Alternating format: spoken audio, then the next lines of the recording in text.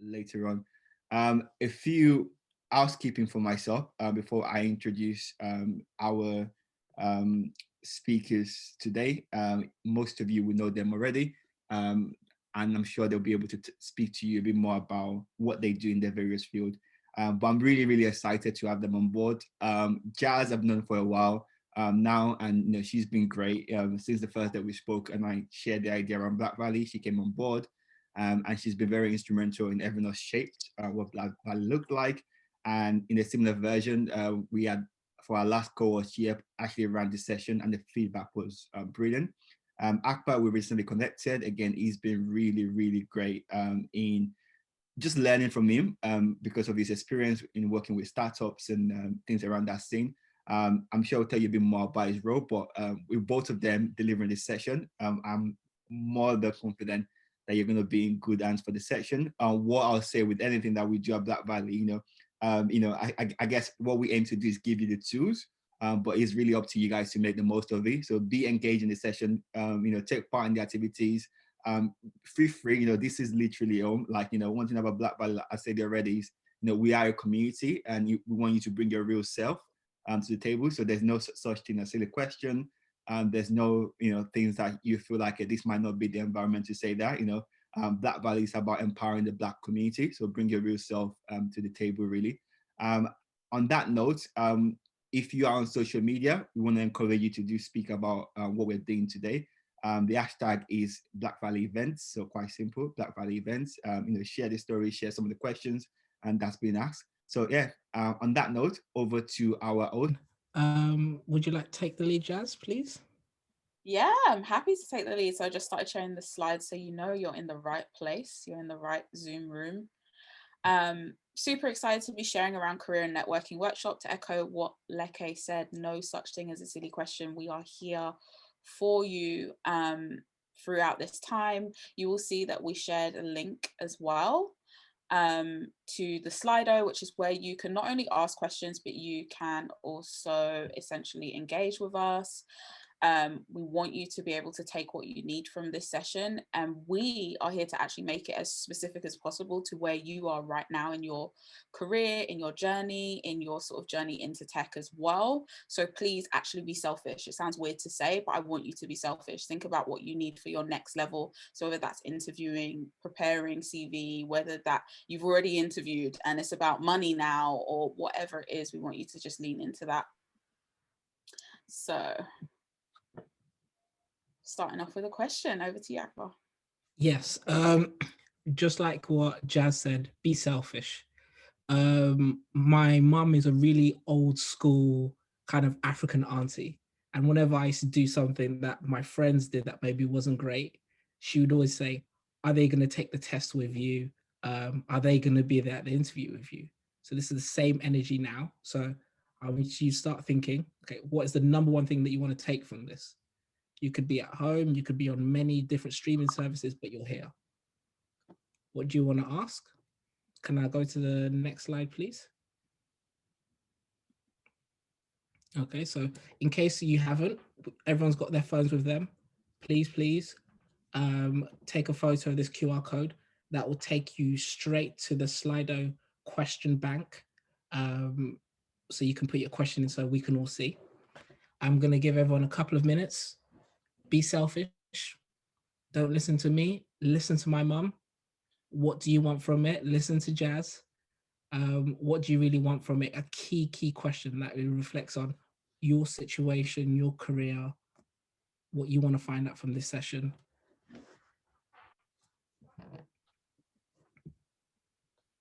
Okay, I'm seeing people on their phones, which is good,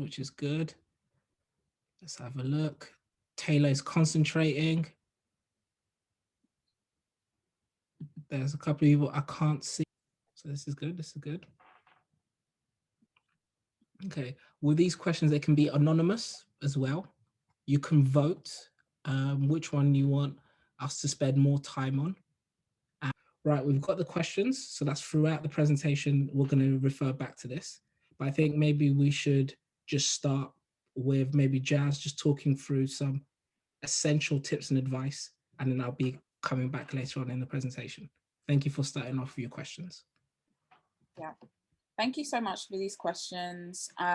Just to give a little bit of an introduction to me, please keep those questions coming in as well as we're going through. But I'm a career success coach. I wasn't always a career success coach. I also work as a customer success manager in tech for a product analytics company. That also wasn't something that I always did. So I 100% relate to those of you who are transitioning from different industries or just coming into tech completely new and curious and just ready to learn and hungry, really.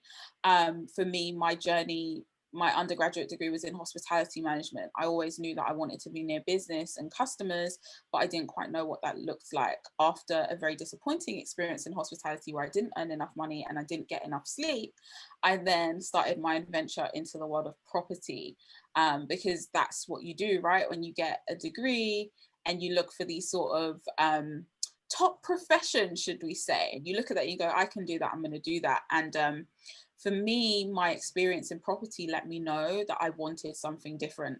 I am the daughter of two multi-hyphenate people.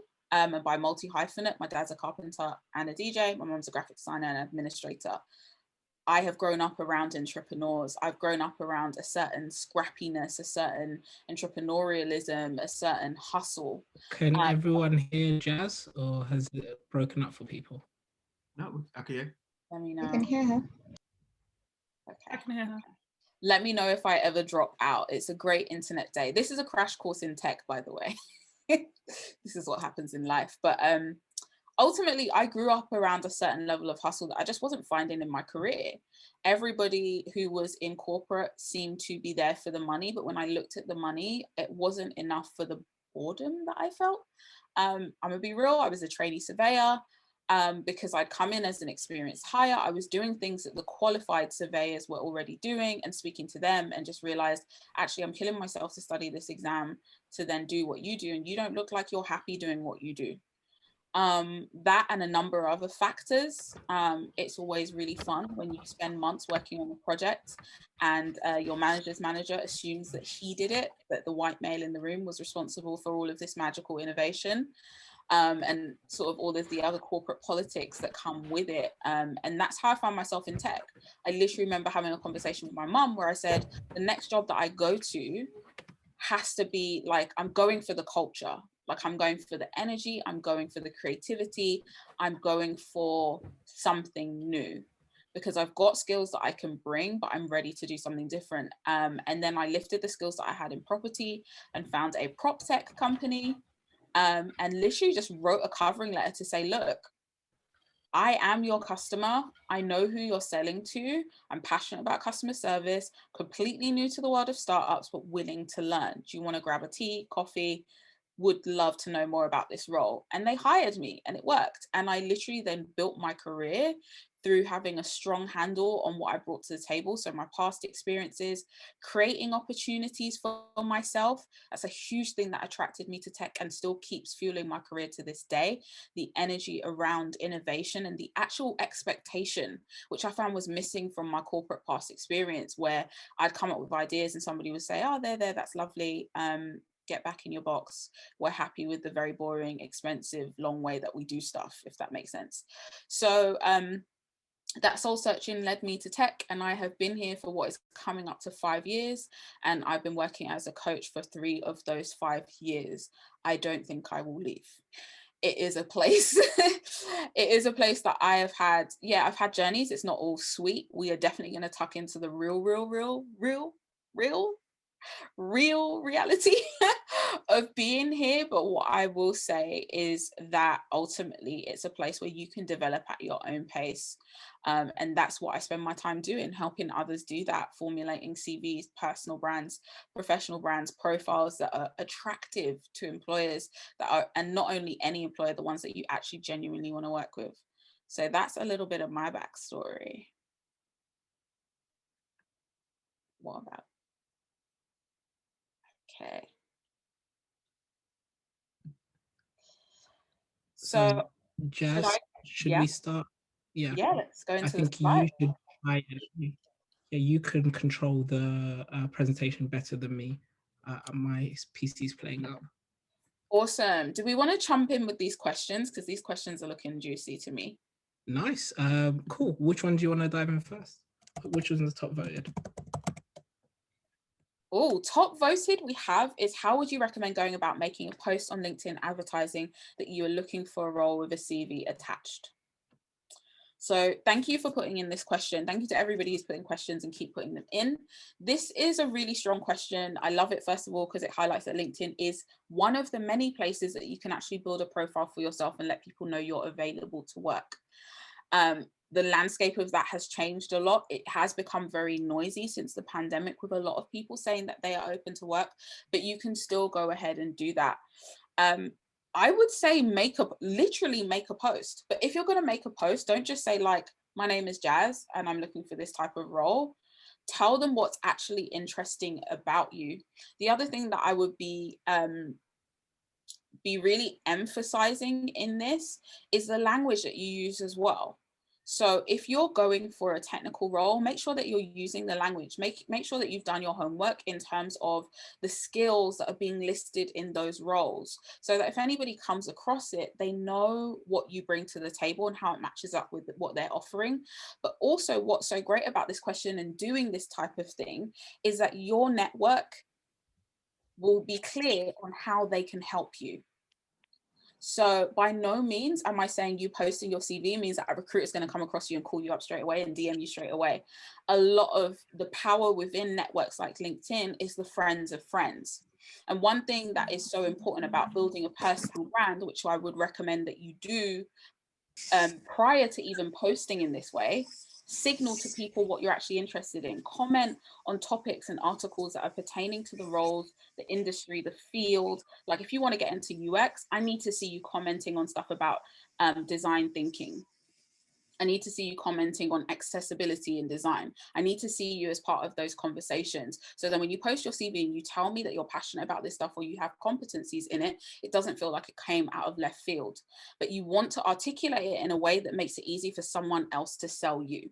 Because whether it's a recruiter that sees that, they still have to sell you to somebody. If it is somebody who works at the company, right? And that's how I got my current job. It was a referral. Somebody that worked at the company knew that I was open and interested. I had to give them enough information to slide up to the desk of the hiring managers to say, hey, not only do I know Jaz, she's got previous experience in this. They were able to give a potted history of who I am, what I've done, and why I'm interested, or why they should take me to the next stage. Because that's all it is. It's being interesting enough and being interested enough to get to the next stage, which will be a message, or it will be setting up a phone call, or it will sometimes just be them sending a link to a role that might fit. But what I would say is go ahead and do it. Build the brand first. And also in terms of the CV attached, you don't necessarily need to do that, because if it's on LinkedIn, they should have the shiniest version of what you do and the results that you've gotten already there within your profile. They should be able to click your name and see all of that. Then if they want the formal CV, then you can do that as part of the conversation. Okay. I think there's some really good advice there. I'm gonna just share. Can everyone see this, by the way? Okay, perfect. So LinkedIn has 25 rules to the algorithm that decide, just like with all social media, how high your posts. Sorry, I can't see your screen. I can only see Jazz's screen at the moment. Let me share it. There we go. Can you guys see me? Yeah, I see the screen now. Okay, cool. So yeah, it's very simple. 25 rules. LinkedIn, like any social media, has embedded SEO rules that mean that depending on keywords, yes, you can get higher in the search. But the key thing that it focuses on is relevancy.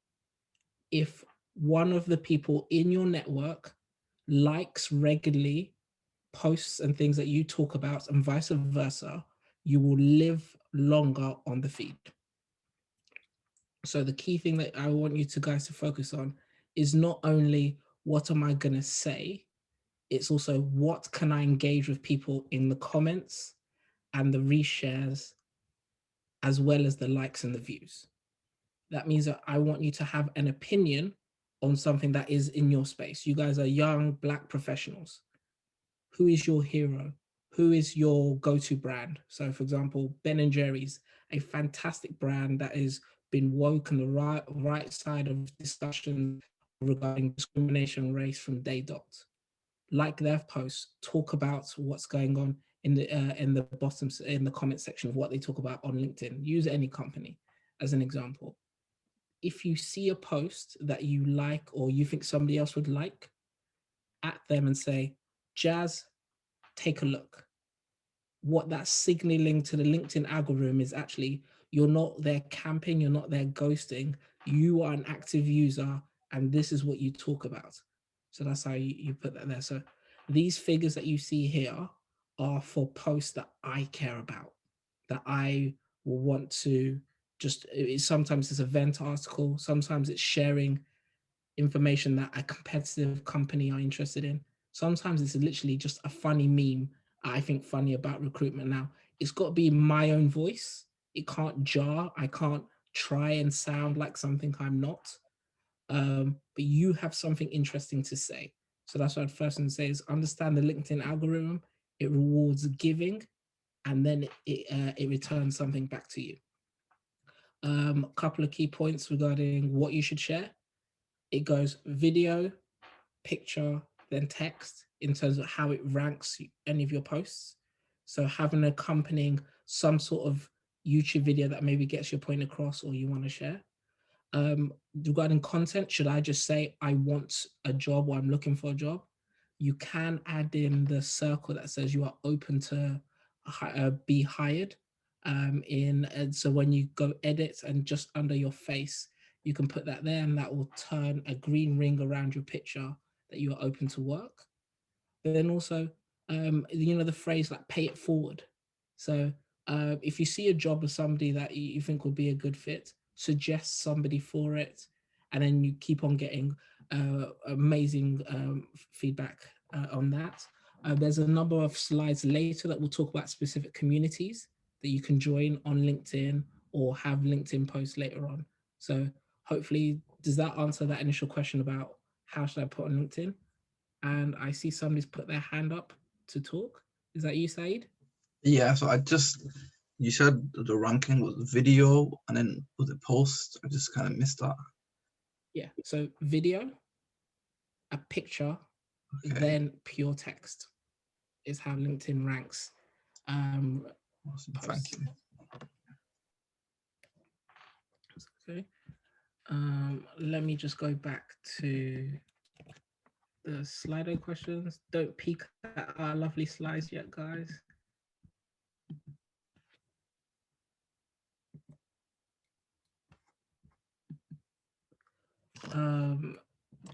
Jaz, I'll stop sharing actually because it's not working great for me.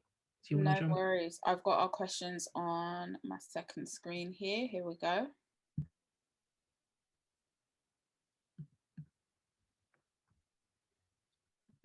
Okay, so we've got a top question here around angling your corporate CV to one that is suitable for UX UI roles. So I'll start a little bit on here because I came from a corporate environment and then had to translate that and then hand over to Akbar to add some stuff. But I think the main thing as you are editing your CV, go through your corporate CV and ask yourself line by line, is this relevant? Is this relevant? And if so, how can I make it relevant? And by making it relevant, I don't mean we're making up stories here by any means at all. You want to make sure that everything that you put on your CV, you can wax lyrical and talk about in an interview, you can back up with those receipts, but you want to make sure that you are showcasing the most relevant stuff on your CV. And sometimes that goes down to the layout. So if you spent a lot of time investing in tools, techniques, softwares, where in corporate, maybe that feels less relevant, when it comes to stepping into tech, we need to see that on the first page. Doesn't need to take over the entire page, but I need to know that you speak the language of my organization. I need to know that you have, or I need to know what you have learned specifically. The other thing as well, is be specific. You know, that first paragraph that we have on our CVs, which should have 2 to 3 sentences, who you are, how you like to work, and what you're looking for. Be specific there as well, because sometimes that is where we miss a trick, where they may have seen our LinkedIn profile that has all our corporate experience, and their question out the gate, because humans hire humans, right? Occasionally machines get involved, but that's a conversation we can have later. But humans hire humans. So off the bat, they're going to be asking why? Are you lost here, or did you apply here on purpose? So you want to make sure in that first paragraph, you're making it really clear why you're applying for that role, or why you think that this role is the best next step for you. And then the other thing, in terms of angling your corporate CV to something that is for UX UI, this feels cliche. Some people recommend it, some don't. But for me, having my CV on a website was a game changer, because then I could actually showcase the projects that I'd worked on. And even if they were just personal projects, my first interview in tech, my would-be manager asked me about my blog. She told me she had seen it. And I was comfortable with that at that point, but it surprised me. And what all it did was confirm that actually they're trying to see me more as a whole person. So if I'm comfortable to show my hand and say, I spent the summer doing this project, or these are the tools that I've been learning myself, or actually these are projects that I've been supporting my friends on in terms of advising on UX and UI, put that front and center. You know, I'm a big fan when it comes to your experience on CVs to put your key projects or key achievements. That doesn't need to be 5 things, but you were there for 6 months. What's one thing that everybody in that building remembers you for, or everybody on that team remembers you for, or something that exemplifies what you brought to the table? If it's got shiny numbers, wonderful. If it's you applied a new or cutting edge technique to a project, or if you got a specific result for a client or feedback, something where you can say, yeah, roles and responsibilities, you can probably assume what those are, but this is what I did differently. This is what I did above the call of duty, or what makes my experience unique from somebody who is also in the same corporate career, if that makes sense, or in the same sort of role. So it's just pulling out those skills that are transferable and then applying them. And then this is just something in general for all CVs. Don't just tell me what you did, tell me how you did it. You led a team. How did you do that? Did you use a particular methodology? Was it a democratic process where you voted into the role that you're in? Were you headhunted into the team? Or whatever it is, tell the story. Like, storytelling is one of the most powerful things when it comes to actually persuading somebody that you're not lost when you apply for their role. It's by you telling that moment when you realize that you wanted to move into UX and UI, or that moment when you did a project and you realize, actually, I could be doing this elsewhere. I'd be really excited to take this to the next level in a different environment. So think of storytelling throughout as well. Okay. Really good advice. I'm just going to share one link in the chat. The number one thing I suggest you guys do is, if you're a UX UI slant, have your profile on Figma. It's free, quick template portfolio builder that makes it look pretty. I have hired over the last year 3 product people, and it was basically off the LinkedIn and a portfolio. We didn't really engage in a CV. Some of the challenges that you might have is 2 things. Are your projects something that you can't share? Or maybe, so the one thing I suggest there is look at side projects that you've done before. Ask yourself, what can I play around with over a weekend that kind of puts together everything that I think I'm good at?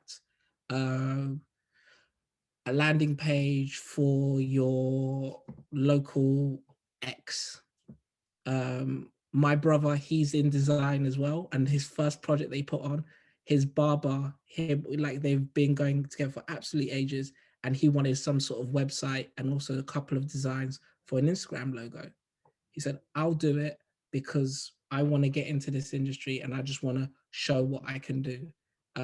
So just to pad out that is what I suggest in terms of Figma and UX UI. Another way is also look for you as a user of a product or a service and what delights you. And then, so for example, Monzo, I love Monzo because it looks cool. I nearly lost my card. The UX UI on the back end was beautiful, and I got to the chat box really quickly. That means when I'm looking for good design people, I go to Monzo and see who's the designer there. What you can do is a little bit of a gas. Like, I noticed X app, you were blah, blah, blah, blah. I heard you're the product lead on that. Can I learn something from you? What is your advice? So you at least trying to get some of that secret sauce of the UX UI that you love. What is your sensibilities? Those are my two questions on that. Let's have one more question and then we move into more of the formal presentations. This is a big one about it being too ambitious for mid-level roles with minimum experience on paper. On average, a recruiter will look at a CV 7 to 8 seconds. That is scary. How they look at it is scanning for key things that knock people out of a process. So what you can do is say your number of years experience, add it as total experience in career if you're potentially challenging. So they just look for that number and go, okay, there's that there. Omit your graduation date on your CV so that they don't knock you out there. Take away your full address and don't even add any location. Again, take out reasons that they might think that in those 7-8 seconds, they're going to take you out there. Follow Jaz's advice regarding the detail of a key achievement and project per experience. Third one, do not make a differentiation between paid work and volunteer work or part-time. I see it so many times, people kind of do this service, but that was that. But you're still working, you're still adding value. So at the end of it, when you look at your CV, it now be a meaty 2-page one that makes you look, and it's just an explanation of what you do. Also, I'm going to show you some research later. One of the worst indicators of success in a company is number of years experience. This isn't my feelings on it. This is the longest study on recruitment and assessment by Schmidt and Hunter over 82 years. It is one of the worst indicators of success. So if a business is looking to judge you on number of years experience, they don't know. If we look at what is happening now in tech roles generally, the average time of business is in the Fortune 500. The list of the US's 500 biggest companies is now 15 years. You have massive old businesses that are irrelevant. Today, Debenhams, after 275 years, is dead. It got bought out by boohoo.com. So number of years experience is important, but those businesses are dying and you want to be joining a business that doesn't care about number of years experience. Those are my two pieces on that. What about you, Jaz? Yeah, 100%. I agree with all of that. You want to make sure that everything that demonstrates what you can achieve is front and center. I don't think it's too ambitious. And what I would say, and this is from a more just a real perspective, you have to, when you're applying for roles, when you are doing your portfolio, when you're writing a covering letter, do it when you are on top of the world. Whether that means you put on a playlist. For me, if I'm on top, if I'm ready to take over the world, I'm listening to Bashment. But ultimately, what I'm trying to say to you is cultivate a space where you are in your most confident self, because it will come through in your language. And it's the same for when you're doing interview prep, right? Cultivate your most confident self. And it's not arrogant, but it's confident because it comes through. It connects into what you're writing. You second guess what you're putting in there. So if you're going to go for mid-level, put yourself into those mid-level shoes and show up as that person, because that person is still you. And ultimately, if you show up as that person, that's who's going to answer those questions in the interview. That's the mindset that you're going to have when they say, give me an example of a time when you overcame a challenge. because the mid-level person is going to come for the juiciest, meatiest project known to man. Or even if you don't have the specific project all the way there, you're going to pull something from industry. You're going to go, you know, I actually understood the design theory behind the rebrand of XYZ tech brand. And even though I didn't have direct experience into it, what I appreciated about was this, this, and that, but what I challenged in it was this, this, and that. That's thinking at a different level, rather than you being like, actually, I had a challenge in my retail job while I was studying. Like, you will show up as the mid-level, mid-weight person if you do that. And like I said, if it means a playlist, then it's a playlist, and do that, because that is another thing that comes into play. A lot of this is happening online. We're on a Zoom call. The calls that you go for are going to be on Zoom. Then when you get a job, you have, if you're in sales, you have to pitch on Zoom. If you're on a team and you're working on a design project, how are you heard? Through video, right? And people will pick up on your energy. Are you the person with the camera off? Are you the person who follows up? Are you the person who asks questions? You know, all of those things, because they can't pick up on like your warmth or your bubbliness in person. This is what you're transmitting through the screen. So you want to make sure that you're being authentically you in that sense as well, and being aware of that, being aware of like where your eyes are going. Definitely a conversation for another day, but like at the moment, I'm looking at you all.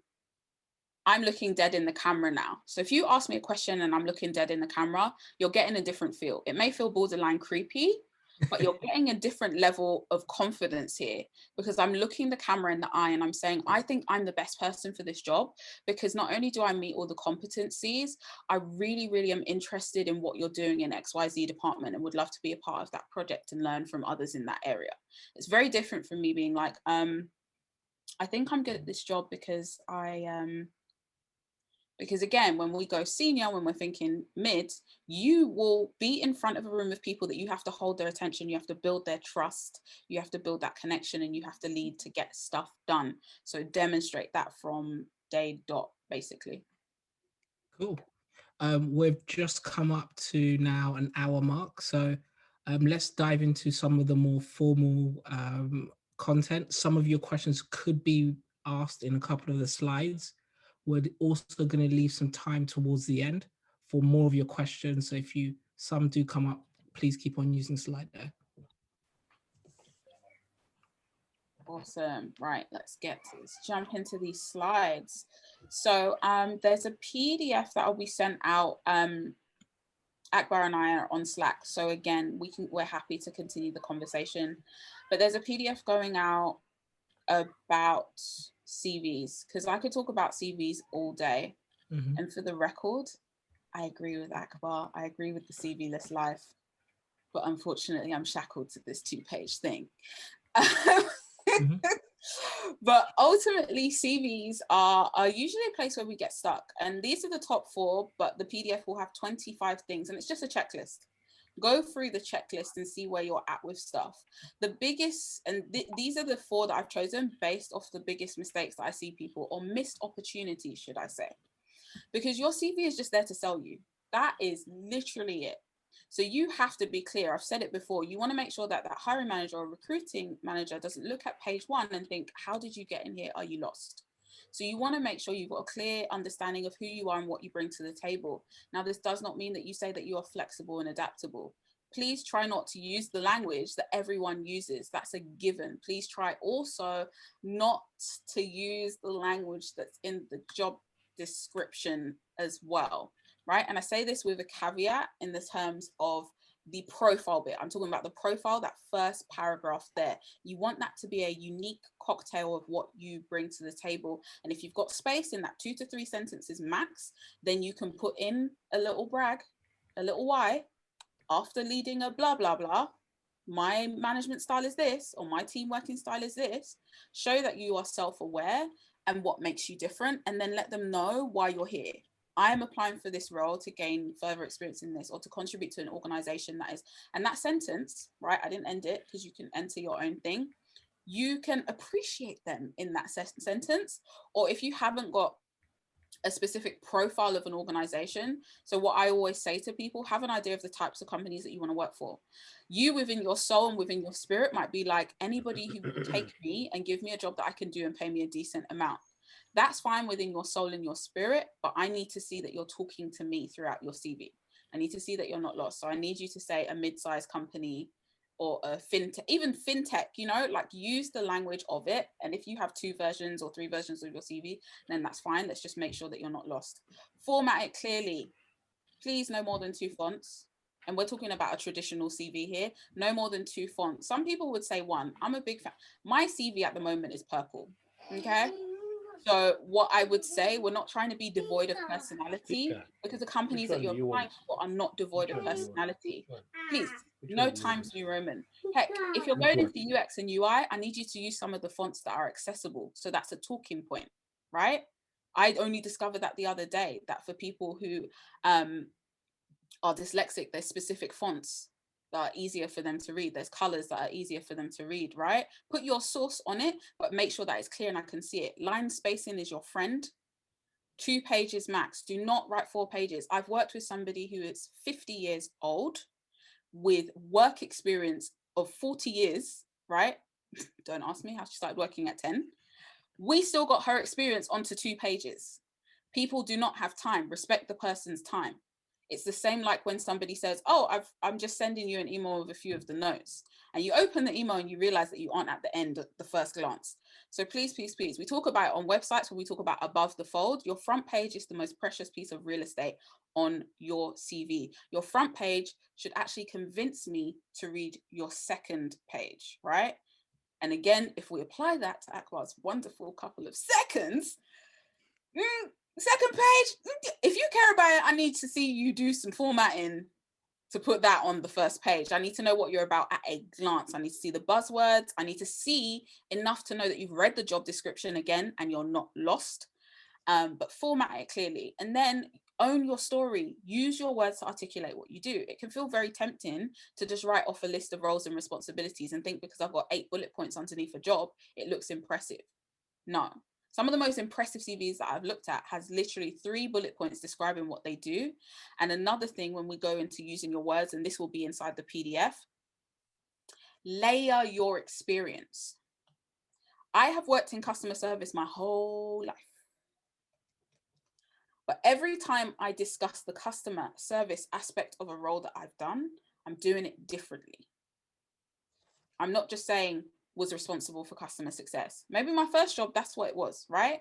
Was one of the first 4 team members in customer success, outlining what that should be and creating a plan for what the customer receives or whatever. But the next time, again, same role, same customer success role. The next time I spoke about my customer success competencies, I was creating a department, or I was using a project that I did to illustrate how I applied that skill, so that it doesn't feel like you're telling them the same thing over and over again. Because again, it's real estate. You don't want to waste your words basically telling them, I answered the phone in this job, the job before it, and the job before that. That's not giving me anything else. Did you answer 5 phones in this one, 6 phones in that one? Sales. Do you know what I mean? What numbers did you start off with? Lovely, wonderful. What's the next level? Or did you go into different industries? Texture is what we want. Again, it's storytelling. If your CV was a film, would you watch it to the end?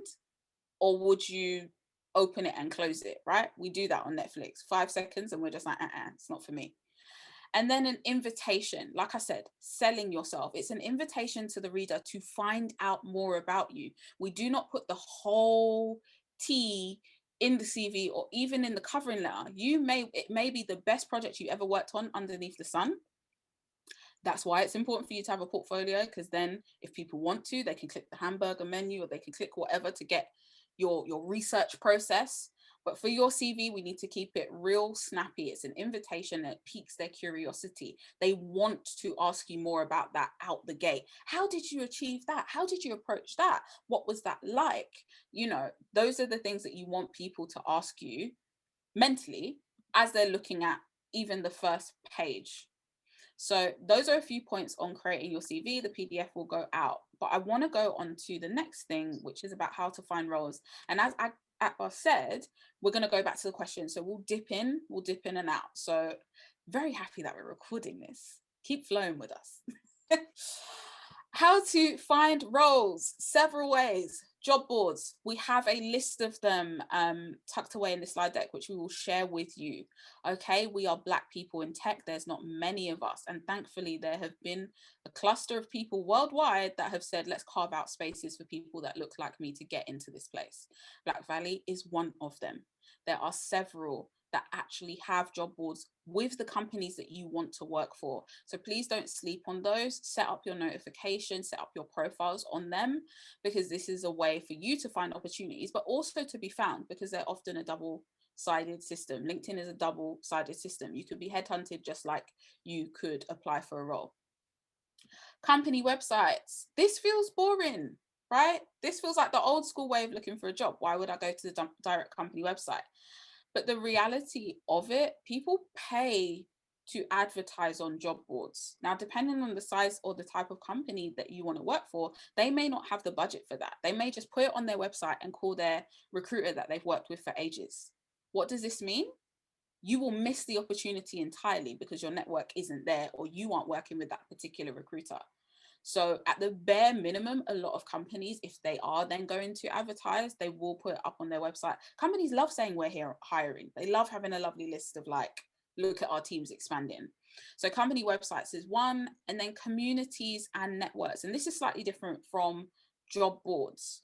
A job board, I would describe LinkedIn as a bit of a hybrid of a job board and a community and a network, because you can have both. You can build genuine connections there, as well as the formal process of applying for roles. But when I think job boards, I think Glassdoor. When I think communities and networks, there are organizations like YSYS.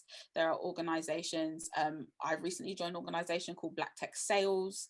Like, these are places where people gather as a community to connect, and then opportunities spring forth from there. So it's a bit more of an organic environment, the type of place where you can be referred into roles because somebody's met you as a person first, maybe, or you've come to a webinar just like this, and then you said, I'm looking for this type of thing. And then you're able to build a relationship and network from there. The other thing is referrals. So this is huge. And this is a question that I'm asking to those of you who are ready to look for jobs. Do the people in your network that work in tech companies know that you're looking or what you're looking for? Because my tech company, they pay handsomely for anybody that I refer into the company and who successfully makes it through to the recruitment process. Because again, for them, it's a cost saving. But also, let's be real. I am one of 5 Black people in a company of 250. They know they have work to do. So if I was to say, I know somebody for this, they'd be like, amazing. Can you make sure that they click through to here and they put your name on that, right? It doesn't necessarily mean I'm going to magically offer you a job or you're going to get it straight away because you're Black and you're my friend and you know me. But what it will do is make you aware of the opportunity. I can hit you up and say, hey, I know you were looking for UX UI roles. We've just opened up some, or even better, it's not even hit the website yet. We've just been sent internal links that we can share with our friends, family, or network. So please don't sleep on referrals. And again, just like with the first question, make it easy for people to identify you for opportunities. And you do that through your personal brand, and sometimes just through a simple message to say, hey, this is the stuff that I'm looking for. I see that you work for this organization. Let me know if they've got anything coming up. That's how I got my current role. I saw it advertised on LinkedIn. I then saw, it's not an accident, LinkedIn wants you to use all the features. I saw that I knew somebody that worked there. I'd gone to university with him. I DM'd him and I said, hey, I've just seen this role. Is it real? Because sometimes, in the world of admin, the HR don't take it down. Is it real? What's it like as a Black person? And is it still open? He was like, yeah, it's still open. I'm sitting next to the manager. It's cool. I've been here since January. We've got an employee resource group. There's a small amount of us, I won't lie, but I've never felt away. I've never felt excluded or anything like that. Excellent. I'm at the point in my career where I don't really want to be the token. I don't mind being the minority, but I'm over being the only Black person in the company. So that's just one story, one instance of me actually putting myself out there and saying, I've seen it. I'm interested in it. Can you help me? Even if he didn't refer me, I still at least would have had a better understanding, and I would have actually used that connection, because sometimes we can feel a way to ask our connections for support or help or advice. Do not do that. The worst that they can say is no, or they don't reply. And that kind of brings me on to what's on the next slide, but I'll stop on another thing, which is prospective applications as well. So a lot of companies will take in prospective applications and they'll say you'll be on the database for when we actually are hiring. So I would say put that on your list, just because again, it gives you the alert to the opportunity. If they are using the sophisticated system, you will get an email update when they're hiring for stuff. I wouldn't say put all of your eggs in that basket. Like I sent off a prospective application and they're going to weed me out because my CV shines in their inbox. I wouldn't say it's that, but it is something that you can do as well, because then you're on their radar. Companies are looking for diverse employees. The whole of 2020, the whole tech scene was hotted up about their lack of diversity.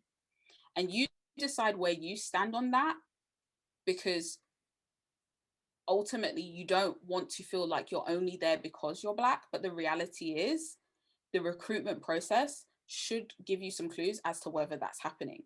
And the reality is as well, you don't have to, how do I say? If you come in the doors of an organization through their diversity initiative or something like that, please ensure that you don't go in there feeling like they did you a favor.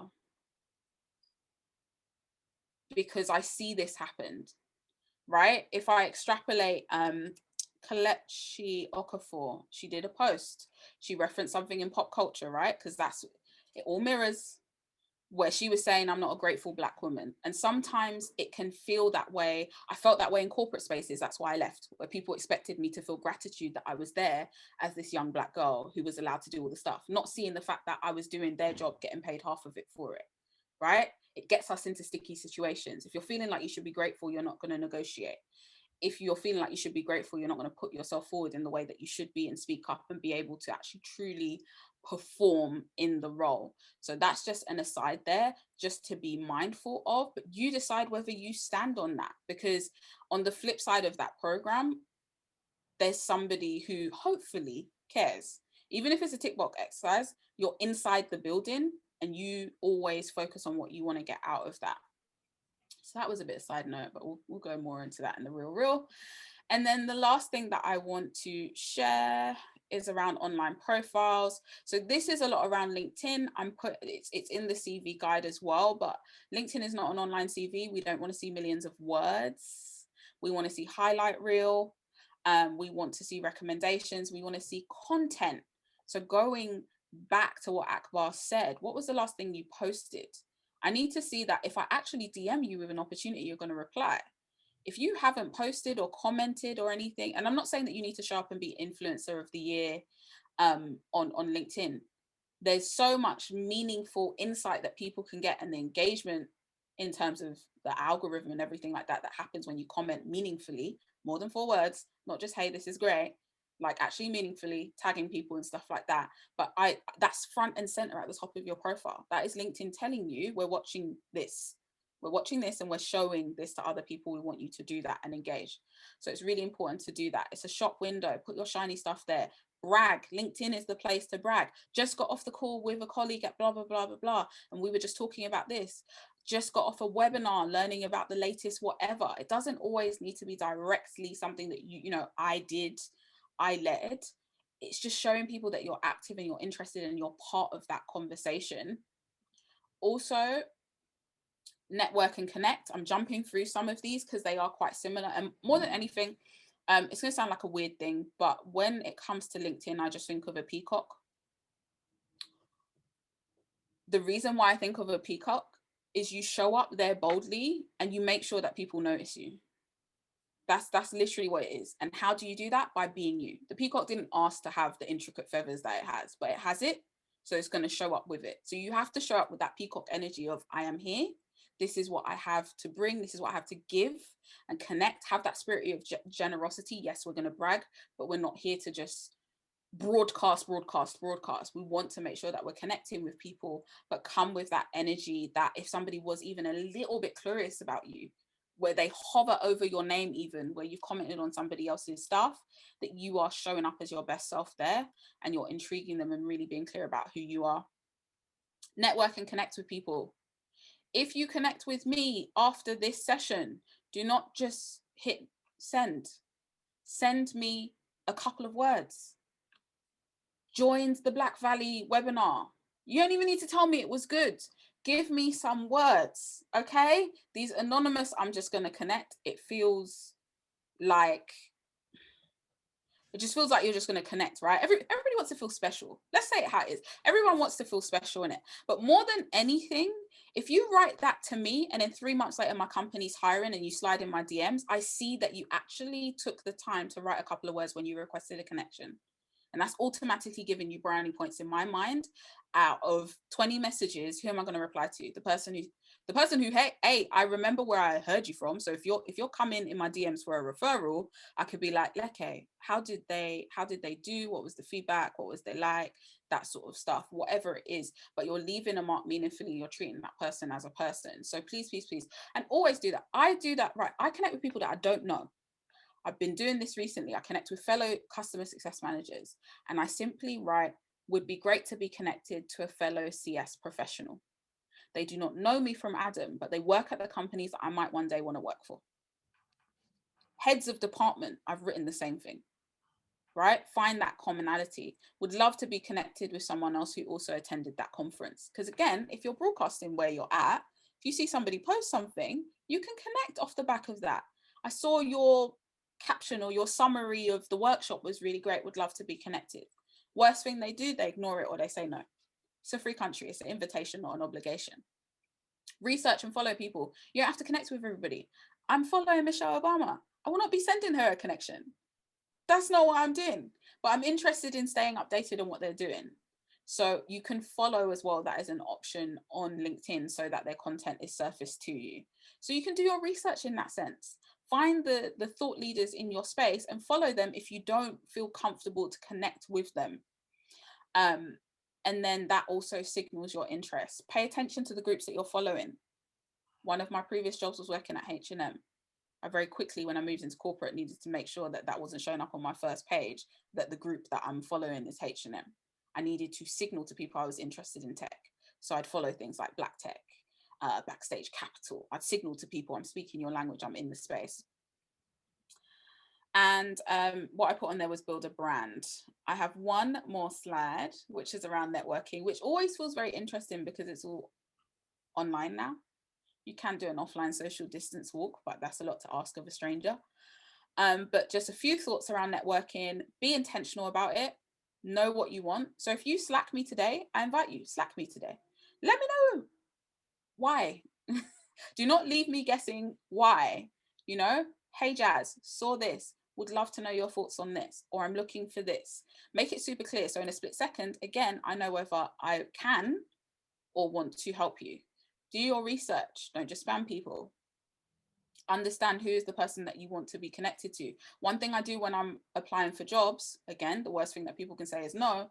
The hiring manager's there. What do? I connect to the people that work at the company doing the job that I just applied for. That's just me being me. They can say no, they can leave it there. But I guarantee you, if they have a system like a lot of tech companies do, where there's a running feed of all the applications, if they decide to pay attention to it, oh, that's that chick that connected with me on LinkedIn. I might stalk her back before deciding to connect with her or not. You know, whether they decide to find it creepy or not, the reality is I am committed. I've applied to this job. I want to find out more about you before I come in for the interview or whatever it is that they want to assume. But that's just a little thing that I do in terms of networking. And again, it's not slimy. It's not, and it's also not, hi, I'm adding you because I just applied for your company. Again, I'd love to be connected to a fellow insert job role professional. Mentors from afar. Yeah. I just wanted to jump in and just put truth to your story. Leke, how long have we known each other? Less than a month, probably. Okay. How did we first meet?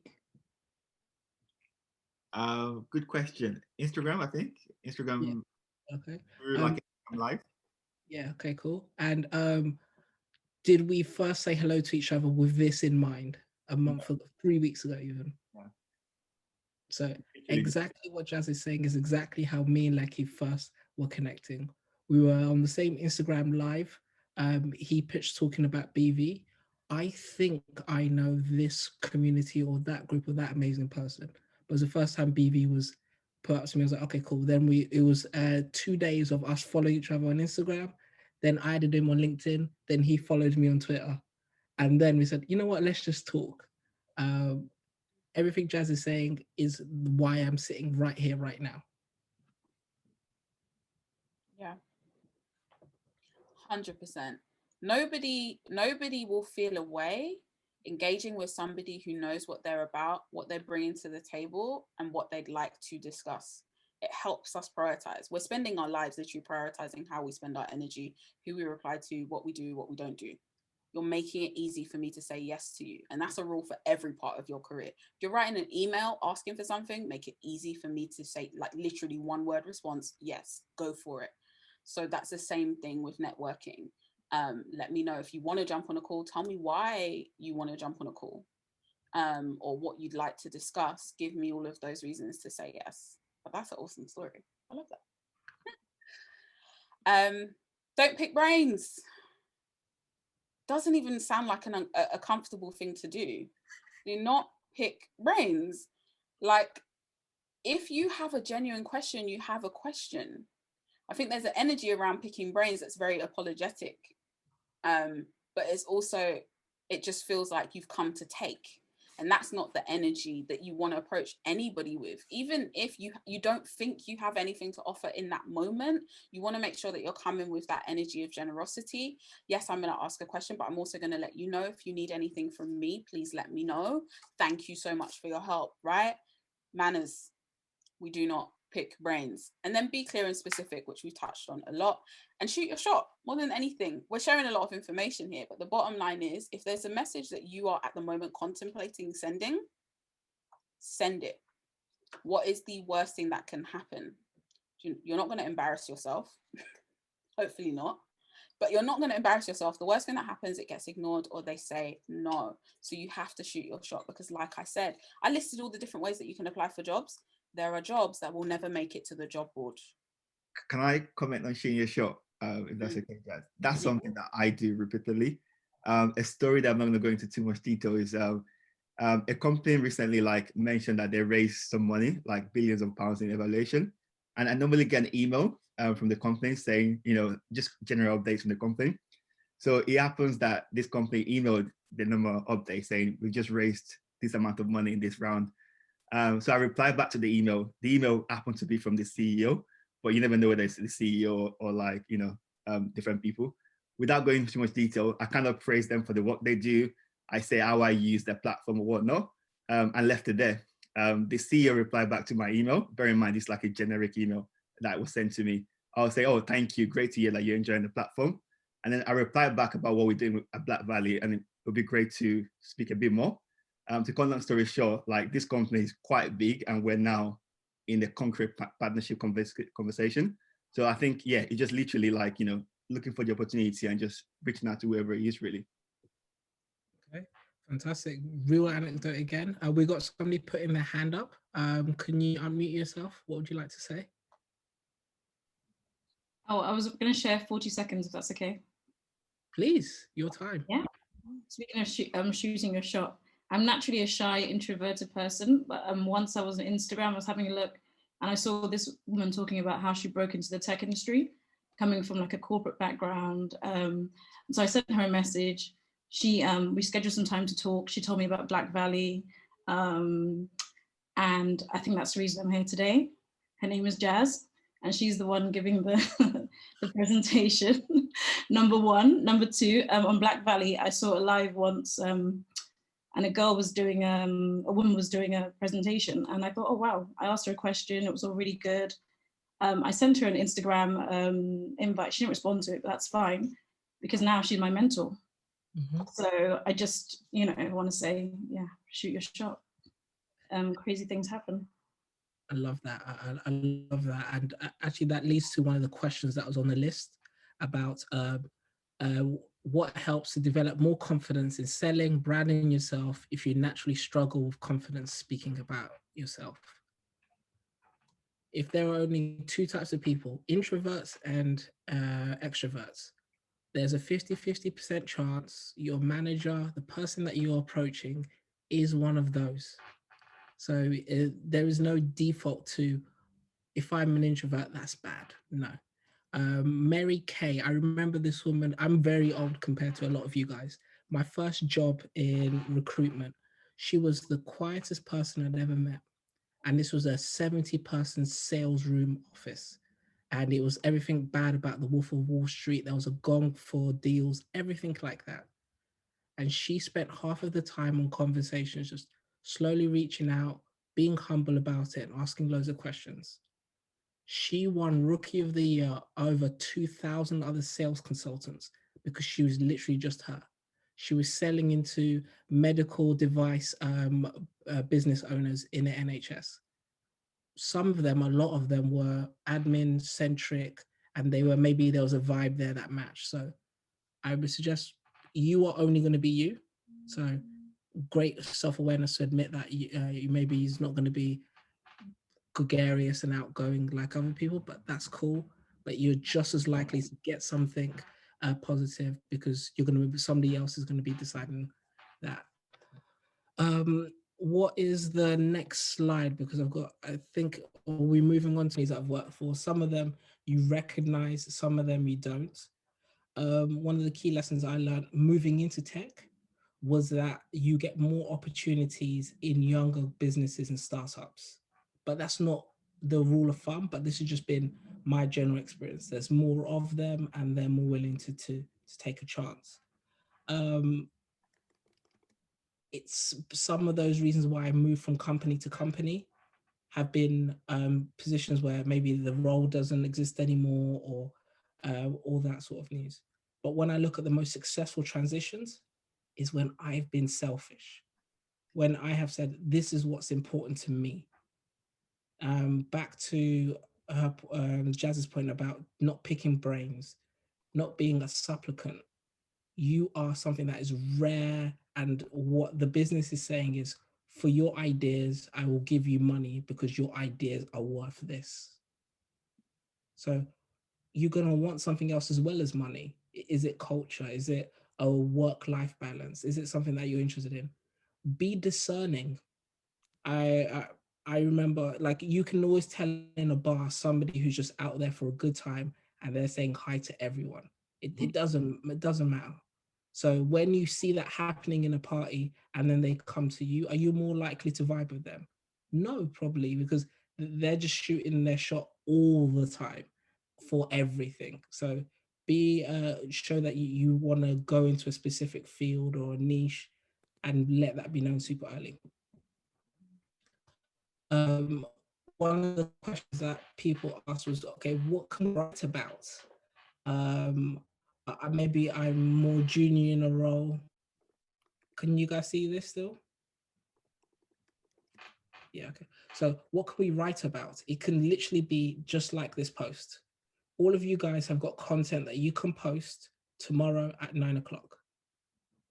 Yesterday's BV presentation was you at the company that you are speaking about. You gas one or two people on go specifics that you were interested in. And you have an opinion. Yes, no, I like, didn't like, 10 out of 100. It doesn't matter. Have an opinion. 10, please. And then, Okay. Yeah. I just said 10 out of 10, please. Yes, okay. Of course, but then what I want to put at the bottom is here, the oldest trick in marketing, a call to action. Thank you for ingesting what I said. Do something after. This is a format that I try and follow in a lot of my posts over the last couple of years. So hopefully that answers that key question. Also, why atting somebody? So if you press the at sign and you add their name, that notifies the person or the business. But then also anyone who's following that personal business is more likely to see that post on LinkedIn. One key trick is do not have loads of different people. Try and embed it into the conversation or into the text what you're trying to write about. Okay. I mentioned before that how in the 11 years I've been recruiting, CVs are maybe not the best way. They're like it's a tool that we use, and sometimes we got to do what we do. So these are the most predictive indicators of success in the future of a person. And look at the 3 worst indicators that somebody's going to get the job and is going to be good at their job. This isn't my opinion. This is a study called Schmidt and Hunter, 86 years of longitudinal data on what matters. So you have to choose situations where you're not being judged on these things that don't make sense. So if you see in an interview process that people are taking notes or people are asking set answers, that's great. That's an indicator that the colleagues that you are joining have got there fairly. And when they grow the business, they're only going to hire the best people. If you see in a job description, I need 10 years of experience for something that has been existent for 5 years, or is talking about you need a master's degree in this or that, don't apply. That's a massive red flag. Or apply and just know that, okay, maybe I'm doing this for the numbers just in case. Maybe I'm trying to, just it's a numbers game, but that's an indicator. Mention that in your interviews. I noticed that you were looking for this. Challenge, because this is the one big secret that people don't say. Recruiters don't know everything about the job. They definitely don't know much about you.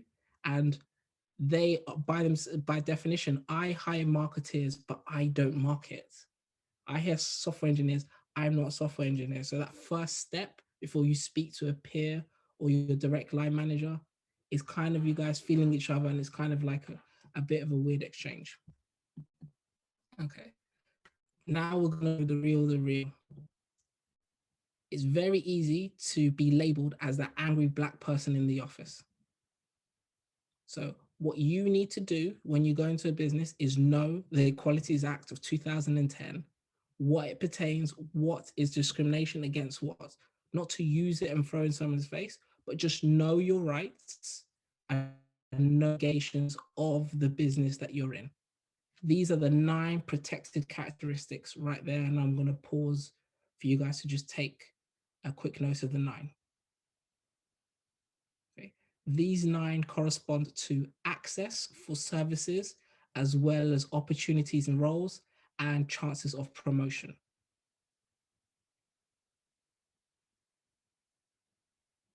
When you feel something like this is you are being impinged upon, there are tactics that you can use to talk about it.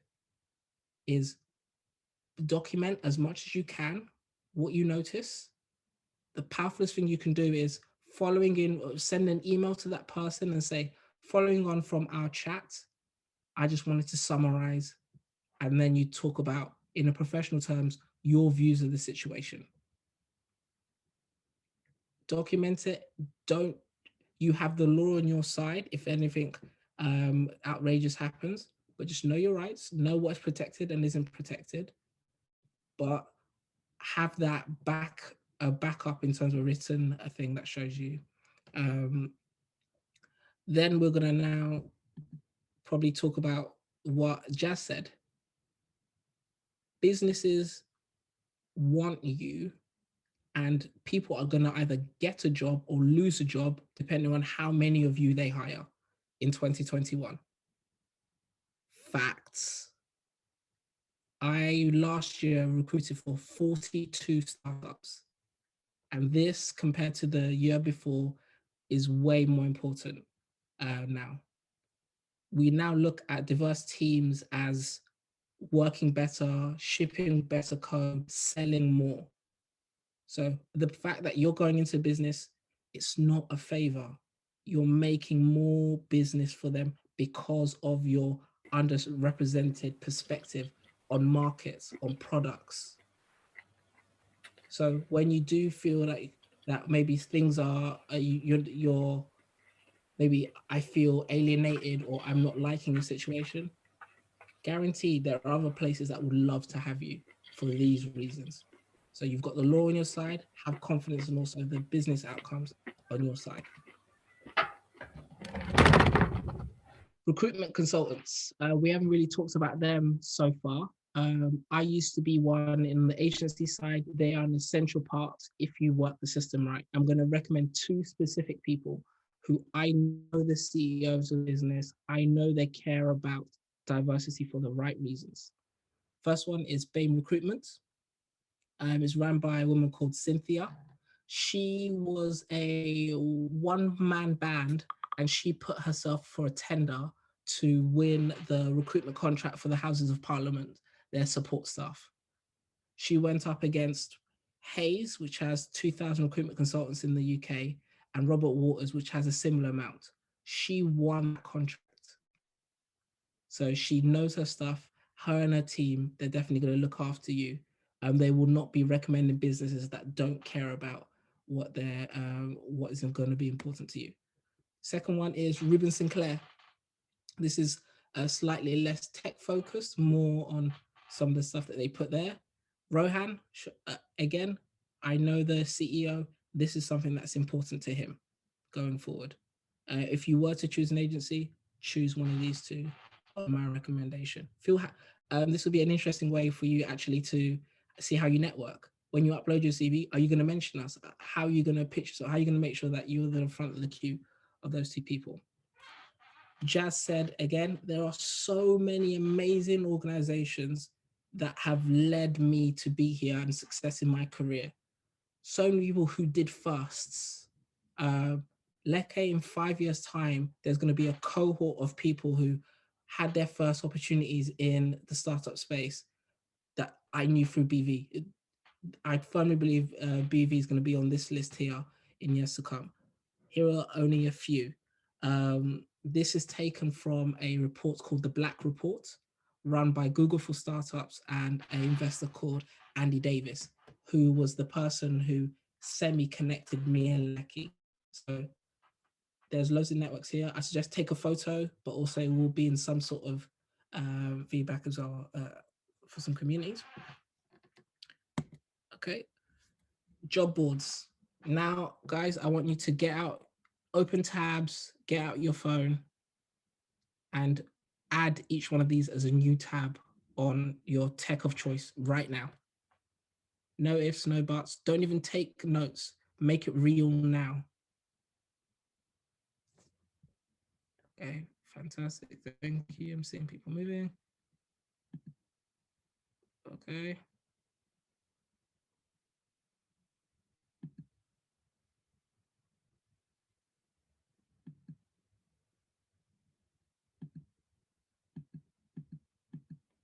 Okay, so you guys should be halfway. These are job boards that I feel would got a good mixture of jobs between big and small businesses. They have made commitments to being better regarding diversity and inclusion. They're all free. One keynote that I want to suggest with this is with job boards, just like marketing principles, keywords are important in your CV or in your profile. So, for example, I'm looking for a PR manager for my company now. So if somebody in their CV has PR, public relations and communications, they are automatically going to come higher. So look at the jobs that you see on a job board that you're interested in, and try and place a couple of words in and around your introduction or emphasize something more. So for example, Jaz's title is customer success. So that's a relatively new way in the industry to describe what was historically 50 years ago called an operations manager.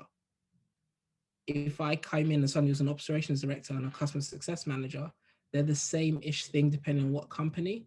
But if you're seeing your sector use those types of words, slide that in to become higher on the job boards. One big asterisk with job boards is that if a role is there that means there's a lot of intense competition. So just manage your expectations. There's just more people looking at it because there's people who are now putting money behind marketing. Okay. I already spoke about this in the previous one about LinkedIn rules. So I'll move on. I saw some people who were interested in maybe the tech community and they were looking to get into tech. And there's this weird, tough thing where how can I show in technical skill, in technical tests that I can code or I understand a piece of technology? Show code is my number one recommendation. It has a slightly unusual kink. It allows you to do challenges and tasks, and it puts you on a leaderboard with other people from different companies or from different universities. So you can just see, it's not, you can keep your scores private. It doesn't go to companies, but it shows you who is recruiting, but also how are you performing against others. A completely free service if you want some formal technical practice. Okay. This is another one related to tech, but also related to most people generally. So if you are in tech, obviously you might use GitHub. This is a real graph of somebody just tweeting about one of their side projects. Just, yeah, this is how many people they're using it and starring it. And then when he actually writes an article promoting that side project, look how many more people are getting engaged with it. Stop keeping your work a secret, even if it's scrappy, even if you're not super proud of it. No one's going to hunt and try and find you. Make it easier the other way around. So if you are into data science, Kaggle is a community of choice where you can write there. If you're in marketing, it's Medium or Twitter. If it's in a certain tech language that you want to move into, go into the wiki or the forums or the Discord for that. Live in that space and start talking about what you do in that space there. And your graph should hopefully look like this. Okay. My last slide before we get back to questions is actually, hold on, you are not as woke as you think you are. You have your biases. You have your dark spots. You have things that make you, you take shortcuts. So is it ageism? Is it gender diversity? Is it pretty / unattractive? The Harvard Implies Bias Test. Click on it. I suggest there's another one where you can Google as well. It gives you a quick test of showing you different situations and different pictures and asks you to choose quickly. And then it gives you a score. So for example, me, one of the scores that it gave me was actually, I overvalue age and experience when it comes to how I decide between should somebody get a job or not as a manager. That's something that I'm really now aware of. Okay, so me, when I'm concentrating on trying to help young people into tech, that's a bad thing, but at least knowing about it. So you are not the completed article. A key point about intersectionality. So me, however, my struggles, me as a Black man, I will always have the superpower of being a man. Me, where I came from, my accent, my degree, all these things are layers of influence and privilege that I have. So I come with it. And so you can't be like, oh, I'm completely for the right, but also on other aspects as well. There are people who might not look like you, who are fantastic allies. There might be people who don't sound like you, who believe in you and want you to succeed. So you can unlearn and learn good practices regarding diversity. Leke, you put your hand up. It's my name's Aaron. Hi, Aaron. You know, when you said that you come with your own privilege, what do you mean? So I'll give you a real example. So I'm going to be having my first son end of April. So this is how I said I was having a son to my kids, to my my company. I was gassed. I went straight to my manager, said, "Oh my God, can't believe it. We've got great news." Boom, boom, boom, boom. Okay. My partner, this is how she had to. She was like, in the living room, when should I tell them? Should I do it before or after my performance review? Okay, let's go onto the website and see what is the maternity cover. So she felt that that was good news, but she has to be careful how she delivered it, because was her company going to move a certain way about it? Same baby, but me as a man, I didn't even have to carry some of the worries and calculations that she had. Her boss is great, loves it, and is being super supportive. That's one example of the privilege that I carry.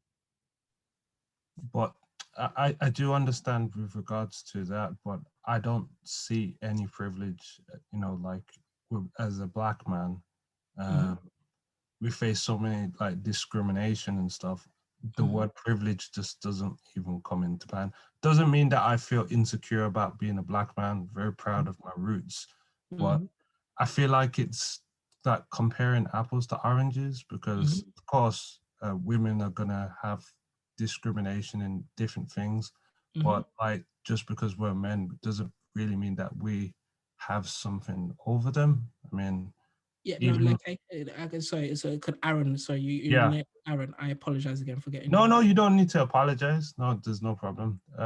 I just thought that because I always hear these like kind of titles and statements. I think we have to be very careful, because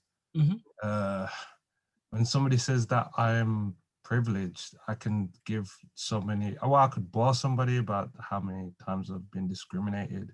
Completely. So this is the I'm going to give you there is a date, and it usually floats around early or middle of November, where the gender pay gap states that after this date, on average, women are being paid for free. They're not getting paid to work after a particular date because of the gender pay gap. I completely hear you. In your individual experience, you might not feel like there's something that is lifting you up over other people. But just like I said, there are massive structural things that mean that you're not being discriminated because of your gender. That's what it essentially means. You might have been unsuccessful or successful and had challenges, but sexism But in the workplace is a yeah, fundamental fact of maths. no, I do accept that, but what about the other statistics which show that black women in the UK and the US are more successful than black men in education and employment? And this is not a competition, because I'm No, no, sure no. I black love women also go yeah. through some tough things, and women in general, but I just don't see how we have some sort of like privilege. Okay, so Maybe. I'm gonna let Jazz maybe speak as a woman on this. I think I'm doing too much mansplaining. I Yeah, think it'll be difficult to change. I don't think we're here to change people's opinion or people's mind. I think that that's Aaron's point of view, and he is entitled to that. I think you've made the case for the intersection. I can't say the word. I can't say, but you know what I mean. Between your race and your gender, like there's a link there. Without us getting caught within the argument around that, I think it's probably better to move forward, if that's okay. Okay. Yeah, I was gonna Aaron, feel free to send a mess, or is it okay if I very quickly, Yeah, sure. very speedily. So I didn't think I had any privilege. I was like, I'm a black woman raised in South London, right? And it's very easy to feel that way when we stay on gender. The double-edged sword of privilege is that it's invisible to those who have it. If we think about this current pandemic, us being on this Zoom call is a privilege. Whether you've connected from your phone or your laptop, it's a privilege. I identify as a heterosexual woman. I am a straight woman. There's a picture of me and my male partner. The world was created for me, right? So that's also a privilege. There's spaces that I go into where that checkbox is the norm, and there's other people that don't even have a box to identify them. Disability and ability. I have anxiety, which is considered a mental health issue, which in some senses can be seen as a disability.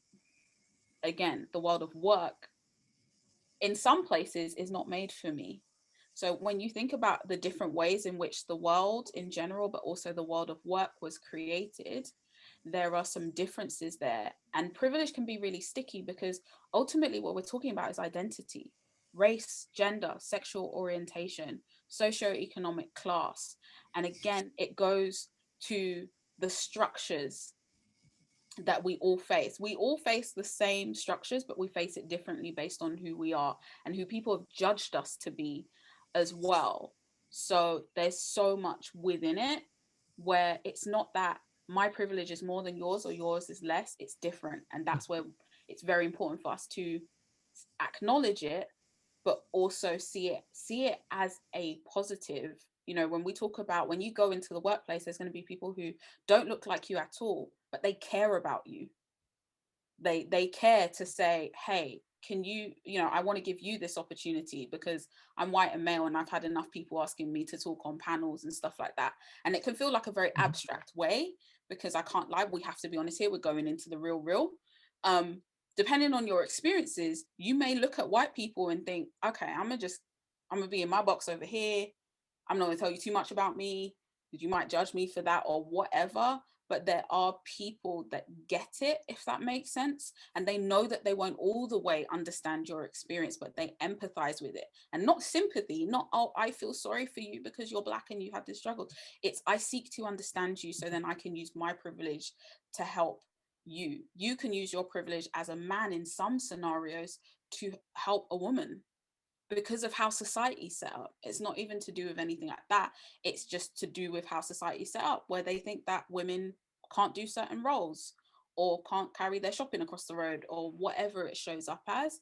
But it's just all of those different things that means that things are different. Doesn't necessarily always need to be easier.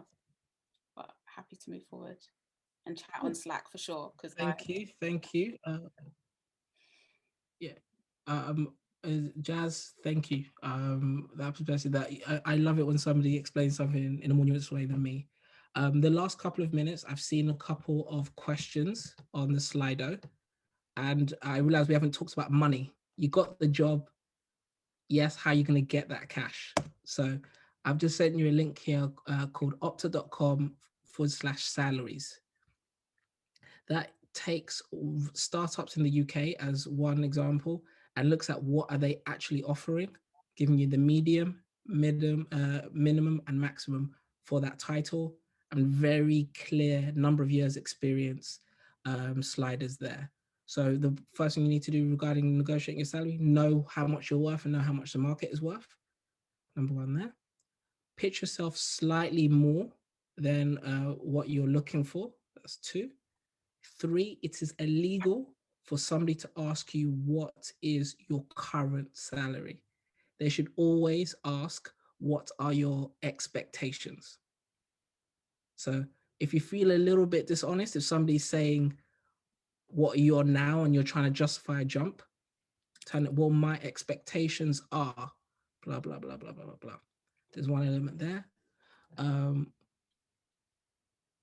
Why do they ask this all the time now? Oh, so because they're being unscrupulous.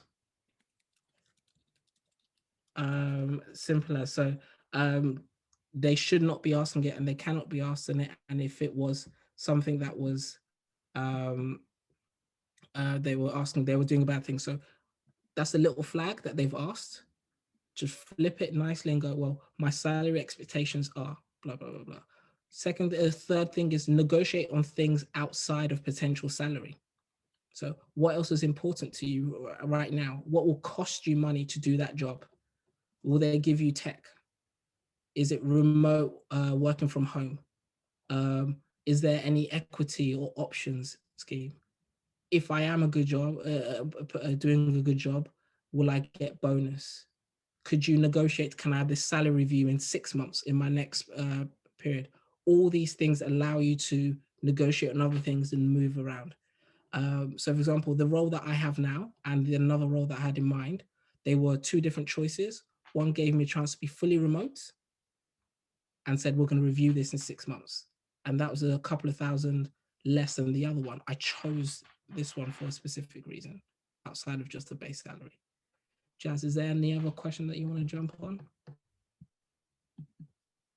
Oh, so we've got one on negotiation. There's so many good ones.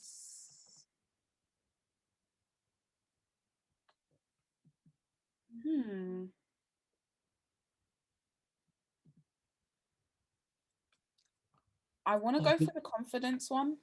Nice. Go. In selling and branding yourself. So actually it's at the bottom there. But what helps to develop more confidence in selling or branding yourself confidently if you naturally struggle with confidence speaking about yourself? You, like, we talk about a CV, and this is another reason why I don't necessarily like CVs, because it makes you edit stuff out and then you forget things that are actually valuable when it comes to building your confidence. So build your confidence based on your self-knowledge and your self-awareness. I've spoken a lot about who you are and what you bring to the table, but it's actually important for us to know that there's a lot of tests. I'm a big fan of doing, for want of a better word, sort of personality tests, not for you to accept them as the gospel truth, but as a place to give you inspiration around what your strengths are, because sometimes we don't see them. So there are tests like the Gallup Strengths Finder test. That one is not a free one. But there's a free one which is called Strengths, and I'll find the link to it. But you can do a lot of these online assessments that just throw up different words or different traits that you may possess. You don't need to agree with the assessment, but it gives you a point of reflection. Am I this? Do I possess this competency? And then literally, like, I love getting a blank piece of paper, write down all of the ways that you've demonstrated that. It is very hard to argue with what you were seeing in black and white as yourself. And then if you don't want to go that route, five people that you've worked with or that you know, ask them, what do you think my strengths are? What do you think I'm good at? When did you last see me excel, right? All of these questions get you to get a separate perspective, because again, when you're feeling low in confidence, as much as somebody could be like, oh yeah, you're amazing, or you may feel like you can just wake up and affirm amazingness into your life, sometimes you actually need someone to sit with you and walk you through what they saw, and that again prompts more thought. There's another thing that I like to use called Lominger competencies. It's literally just a list of skills and competencies. A lot of them we will see on job adverts, tags on LinkedIn profiles, but it's just a list of stuff, because again, when you're not feeling confident, it's like, what do I do? What am I competent at? So again, sparking that inspiration, and look for the evidence and keep track of that evidence. If you are in between jobs, keep track of the evidence of your learning. Like, it's not by accident that a lot of programs and courses experience have a component of reflective learning, because we forget. You will get a job in the next couple of weeks or the next month or so, and you will forget what you went through this time last year, right? You might even forget parts of this experience right here, because we go on to the next.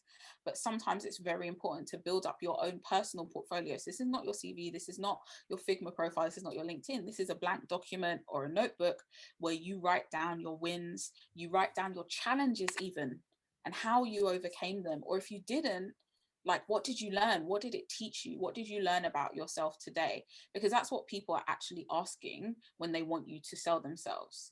They want you to be confident and have those receipts and have that evidence to say, I told you that I am good at organizing, this is why. And it becomes easier. This document or page, you can look at that when you're preparing for your interviews. So you don't have that hesitation when they say, tell me about a time when this, how would you approach this? You've got your stories to hand, and it's you, it's not fake, it's not fabricated, it happened. And especially if you ask those peers, you've asked for that peer support, you've asked for that peer feedback, they have no reason to really lie to you. And there's specific ways that you can ask the question to get them to actually give you detail, not like, I think you're a really nice morning person. You want them to go a little bit deeper, so that when you're in that moment, you can go into your back pocket and say, like, this is me. I may not feel like it right now, but I'm going to keep reading this until I remember who I am. Lucky, I see the time. How do you like us proceed? There's a couple more questions, or should we have one more? You're the boss. What would you like to do?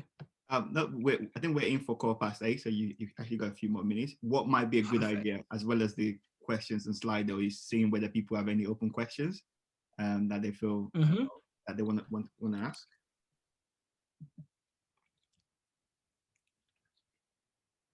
Sure. Ms. Deborah Boyd, I've just noticed your name. Do you have a question, or is anyone else wanting to jump in?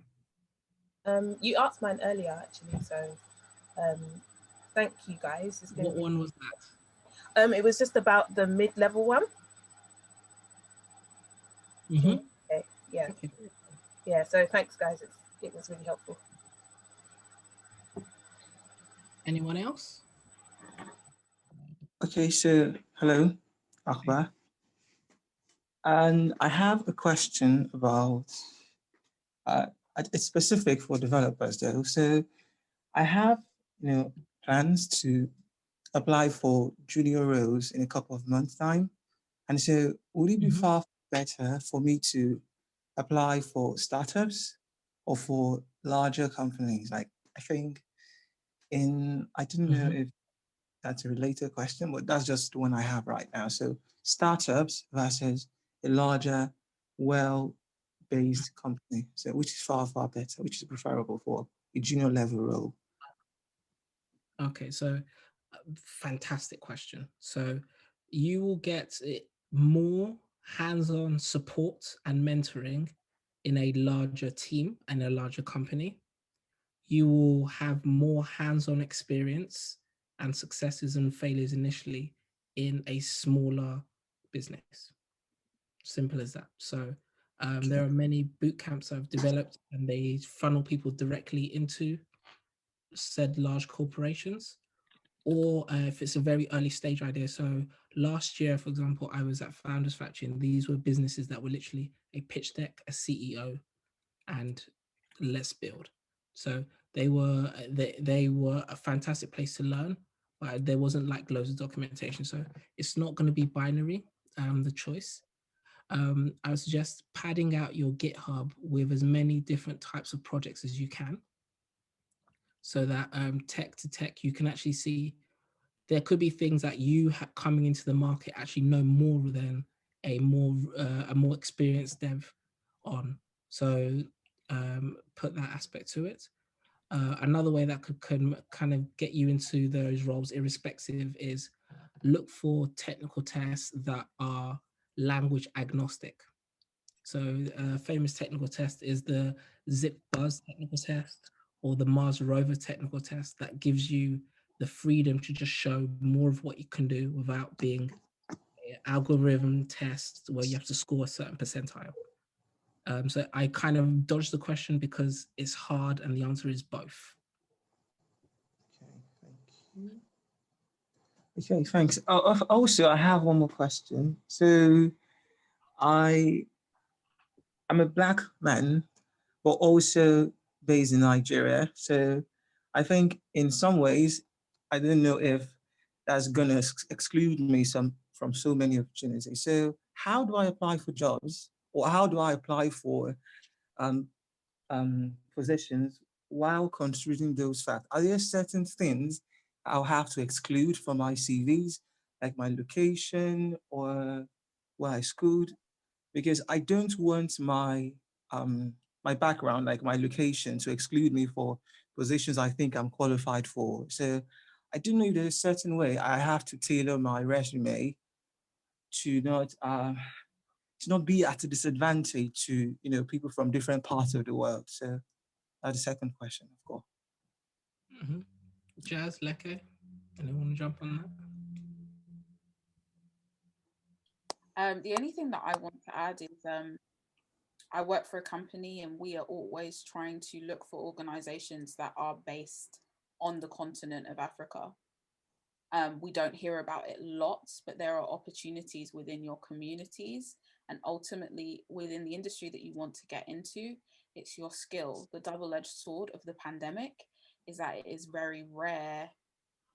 There are still companies who will say, we expect you to be in our Seattle or a Boston office, but more than anything, instead of a location, now we're seeing time zones. The person needs to be available during certain time zones and things like that. So the market, I would say, is actually more open. It's actually been forced open because we're all working more flexibly. And I think in terms of just on the global scene, there are so many, especially in the area of fintech, companies coming out of Africa. So there are companies, I have a company that's based in the US. I know that they would see that as an advantage, because when I talk to my marketing team today, they know we have customers there. They don't know how to build a community out there. They don't know the ecosystem out there, but they want to be part of the game, want to be involved. They want to have a larger customer base in those areas and those regions. So yeah, so tagging on to what Akbar said about the bigger companies, you could get a role in a bigger company who love the idea of having a what they call a satellite team or a satellite office that's in a location, which could actually be a benefit that you come in the door with to say, I'm in the market that you want to penetrate and I get it. Okay, thank you, Jazz. Thank you, Akbar.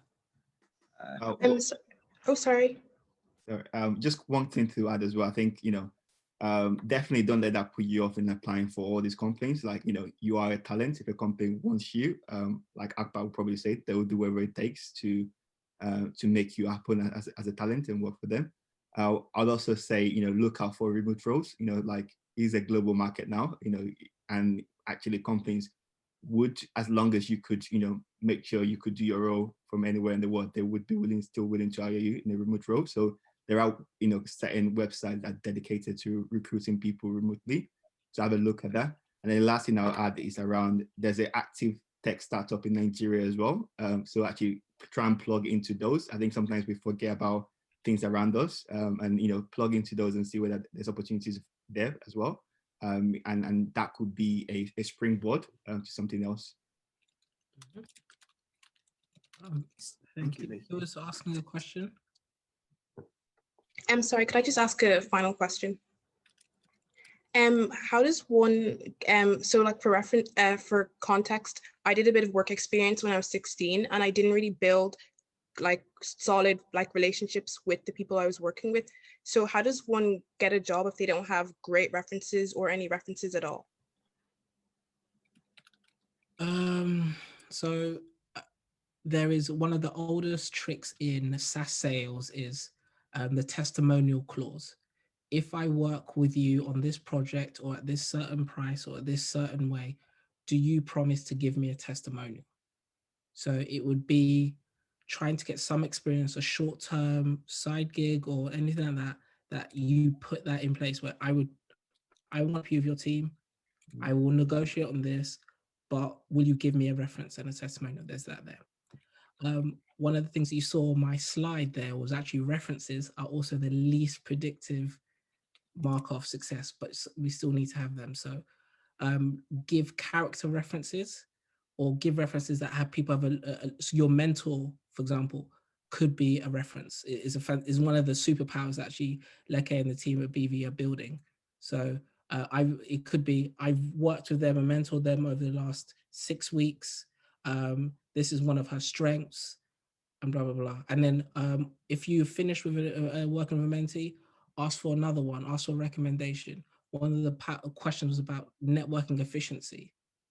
Go from one to the other, warm lead regarding that.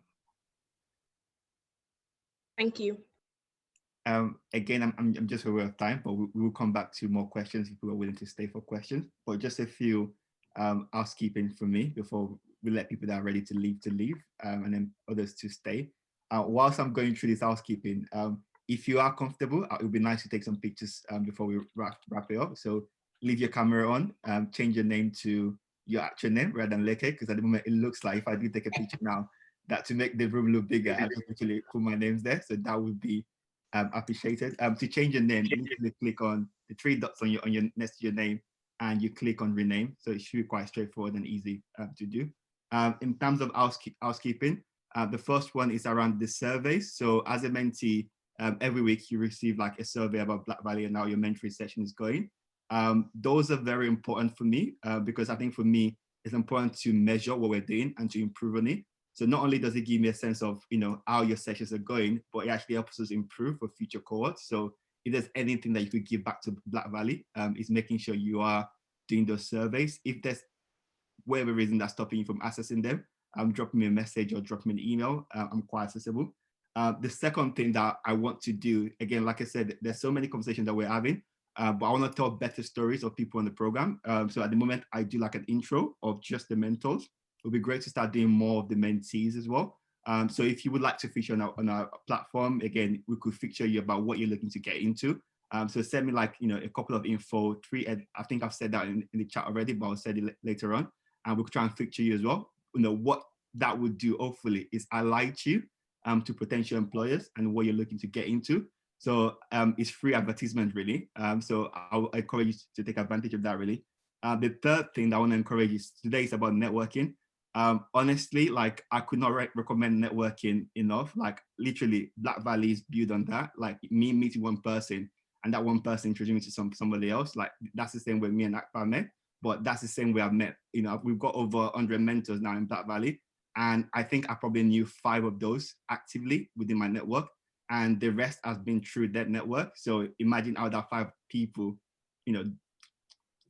quadrupled or whatever to 100 people within a matter of months, just because I had one conversation with one person. In a similar way, you have an exclusive opportunity to have conversations with 100 people. So you've already started a lot stronger than I did. So what I wanted you to do is literally this week, try and reach out to at least 3 people within Black Valley that's doing the same thing that you're doing. So if you're in UX UI, reach out to 3 mentors that work in UX UI. If you're into software development, like that's not your mentor already, reach out to 3 other mentors or people that you find interesting. A great tip around that is everyone does an introduction at some point on the introduction channel. So actually look at the introduction, see what you find interesting. We've got people that, head of marketing at, Uber, Amazon, someone from Facebook, have a chat with them. Those people could be your potential reference or your potential referral to their company. So try and take advantage of that. And then the last thing from me is graduation. So for you to graduate on Black Valley, you need to have completed 6 out of the 8 mentoring session, which I'll be having your conversation with your mentor. So far, I think everyone's session is going ahead. I haven't had a reason to doubt that. But the date to keep in mind for this is the 1st of March. More information will be shared soon. And the format that's going to take, I'm still having to think about the structure of that. That's the key things from me. And then lastly, before we open it back to questions, I think there'll probably be more questions. Is just to thank our hosts, Akbar and Jaz. They've been amazing, as always, like so much information, like so many resources that they've shared. You guys are just a bunch of, information. So thank you so much for sharing yourself and giving your time this evening. We appreciate you. We thank you and we're grateful for your time this evening. Okay, I'm happy to help. I wish I had something like BV when I was trying to get into tech a million years ago. So anyone who needs to go, completely understand, but anyone who wants to stay, maybe we'll be hanging around for 1 or 2 more questions. Jaz, how are you feeling? Thank you, everyone, and have a good evening. Oh, just before you go, Jakub, sorry, I'm just going to take a quick screenshot. So if everyone could look like they're having a great time, and if people that haven't turned their camera on could turn their camera on, that would be great. If you could change your name to your actual name rather than Leke, but if not, that's fine. So 3, 2, 1. Perfect. And again, 3, 2, 1. Perfect. Okay, cool. Thank you, Jakub. No problem. Thank you very much and have a good evening. Cool. Cool. I have a question actually, Akbar, whilst we're on the topic, because it's around this salary stuff, like recruiters, which you are one of, love asking that question. So I like the way you framed it around just replying back to my expectation, but sometimes they insist, or can we then challenge them and say, actually, you don't have the right to ask me what I'm on, or is that too rude? That is you potentially winning the battle and losing the war. So I would suggest if they're really insistent, so say I have just say the number that actually is going to be in and around what you're looking for. Okay. This is a bit of dark arts. This is the real. If you're on one number, the job said this was this number, and you see more of a gap, they keep on pushing. Say a number that is in the between a slightly higher one.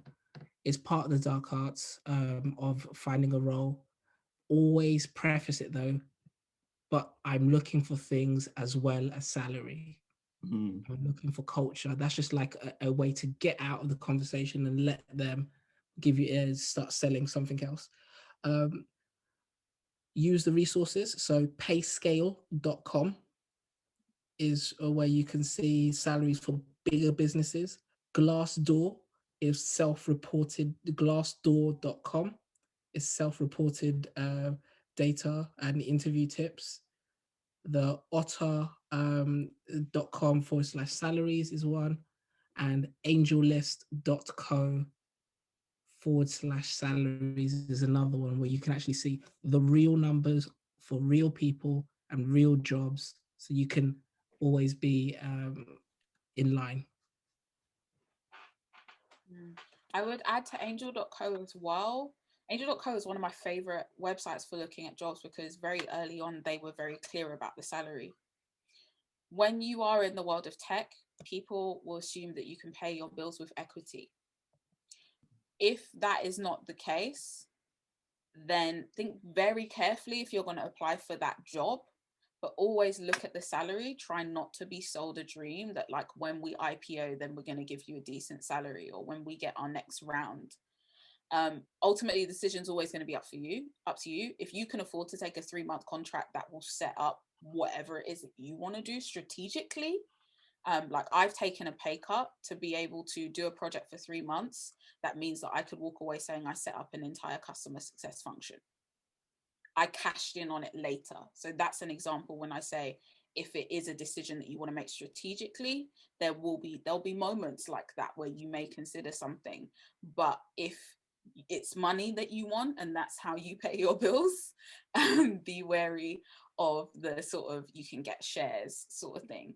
To a certain extent, shares are kind of a given in some way, shape or form when you work in tech, whether you stay there for a year and they give you access to them per se, and different stuff like that. But that's just another thing that is, I guess, a nuance of the tech industry, that also becomes part of the incentive list of what they offer you. But definitely go for other benefits. Go for the flexible working, or extra annual leave, or training budgets, mentoring. Who will I be working with? How closely will I be working with them? That sort of stuff. Okay. I'm going to choose one question, and it was about, are there any interview skills that you can have? Number one is the STAR formula. Everyone's heard of it before, potentially. The STAR formula is, somebody asks you a question in the interview, you say the situation. Where were you? What was going on? The task. What did you have to do to achieve success? A, the actions that you personally took. And then R is the eventual result. Whenever you're facing a tough question in an interview, just think STAR: situation, task, action, result.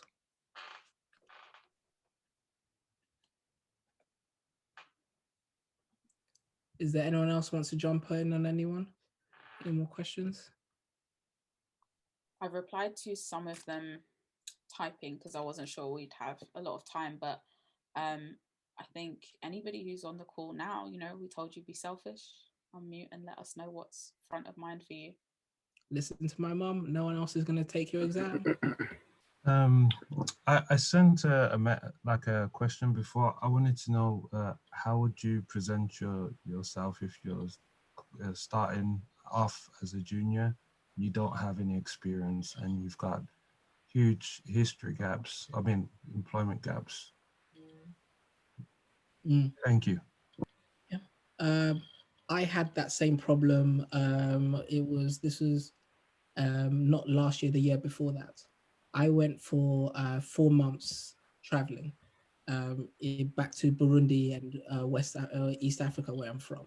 And I had to, how do I suggest that? So explain the gap with as much detail, with L&D, like learning or programs that you did at the time, skills that you were developing to explain gaps.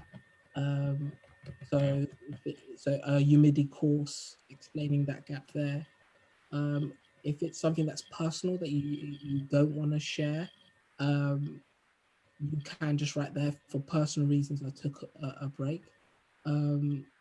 Also going to platforms that Jaz suggested. But it's not asking for your CV, it's asking to put in your career information using text boxes. You can kind of fudge it in a way where it's work and engagement without needing to be a set company like you would have in a CV. Thank you.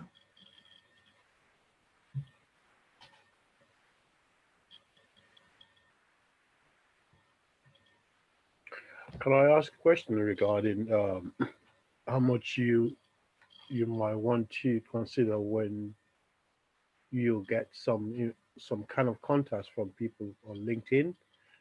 And to me, sometimes it appears that what they are offering, or maybe what they are saying, I could be paid is way more than what I thought I should be earning.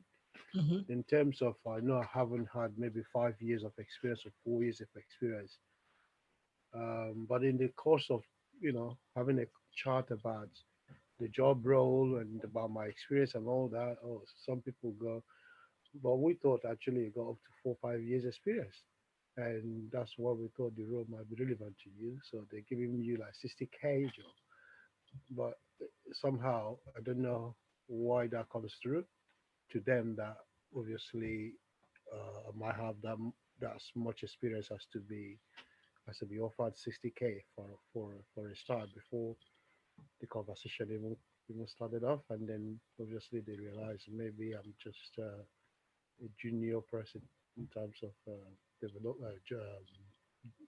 software developer role. Yeah. I don't know how the recruiters come up with the assessment of that initial contact. Okay. So I don't know if I'm overselling myself or if I don't know. From I told you again, the second worst indicator of performance is number of years of experience. The recruiter that you're speaking to is guilty of being wrong and not knowing the numbers, and the vast majority of the industry still thinks on number of years experience. We're no longer working in an office with a 9 to 5, working for one of the big 4 firms, pushing paper around in a cubicle anymore. But that mentality does live in there. So it's a really tough problem. I think you should be kind to yourself. You did not misrepresent yourself. You answered the questions they gave, and they assumed that you were absolutely amazing. So please carry that on. Thank you. What was the? I'm going to let somebody finish off that answer to that question, because that's the only thing I can speak to. I think what I'd love to add here, and this goes for everybody, when it comes to salaries, it's very complex because it's a combination. But you could see 2 job descriptions that are exactly the same for 2 different companies, and the salaries could be double because the markets that they're in are slightly different. So I work at a company where I don't think any of the customer success managers are earning less than 40,000 a year. We have a direct competitor that advertised a role. Fair enough, it was in a different region. So again, there's nuances there, but they were advertising for half of that. Their ability to pay, which roles they value as well. You will get into organizations where, I've been in organizations where the developers aren't the highest paid, the sales team are. And then I've been in organizations where it's the opposite direction. So a lot of the times, what I will say is, if that's what the budget for the role is, that's what the budget for the role is. Roll with that. I work in an industry where, in my company, everybody who leaves goes to Google or Facebook. They do not play games when it comes to the salary. If they want talent, of course, they're going to have a budget. There's always going to be a range, but they are prepared to go to that upper limit. And the upper limit that Facebook can go for a role is very different to a company who's just past seed stage and you're employee number 10, for instance. Job descriptions could be exactly the same. You could be doing exactly the same thing, but there's a number of factors that go into that. But if they offer you that salary and it seems legit, you have the conversation and you can do the role. Because another thing that we sometimes forget, I've seen roles advertised I've been unsuccessful because I was too slow in applying, and then it pops up again 3 months later. And I have the conversation with the recruiter. I say, what happens? Oh, it didn't work out. The person didn't have XYZ skill that they said they had, or something like that. It is literally a competition for talent.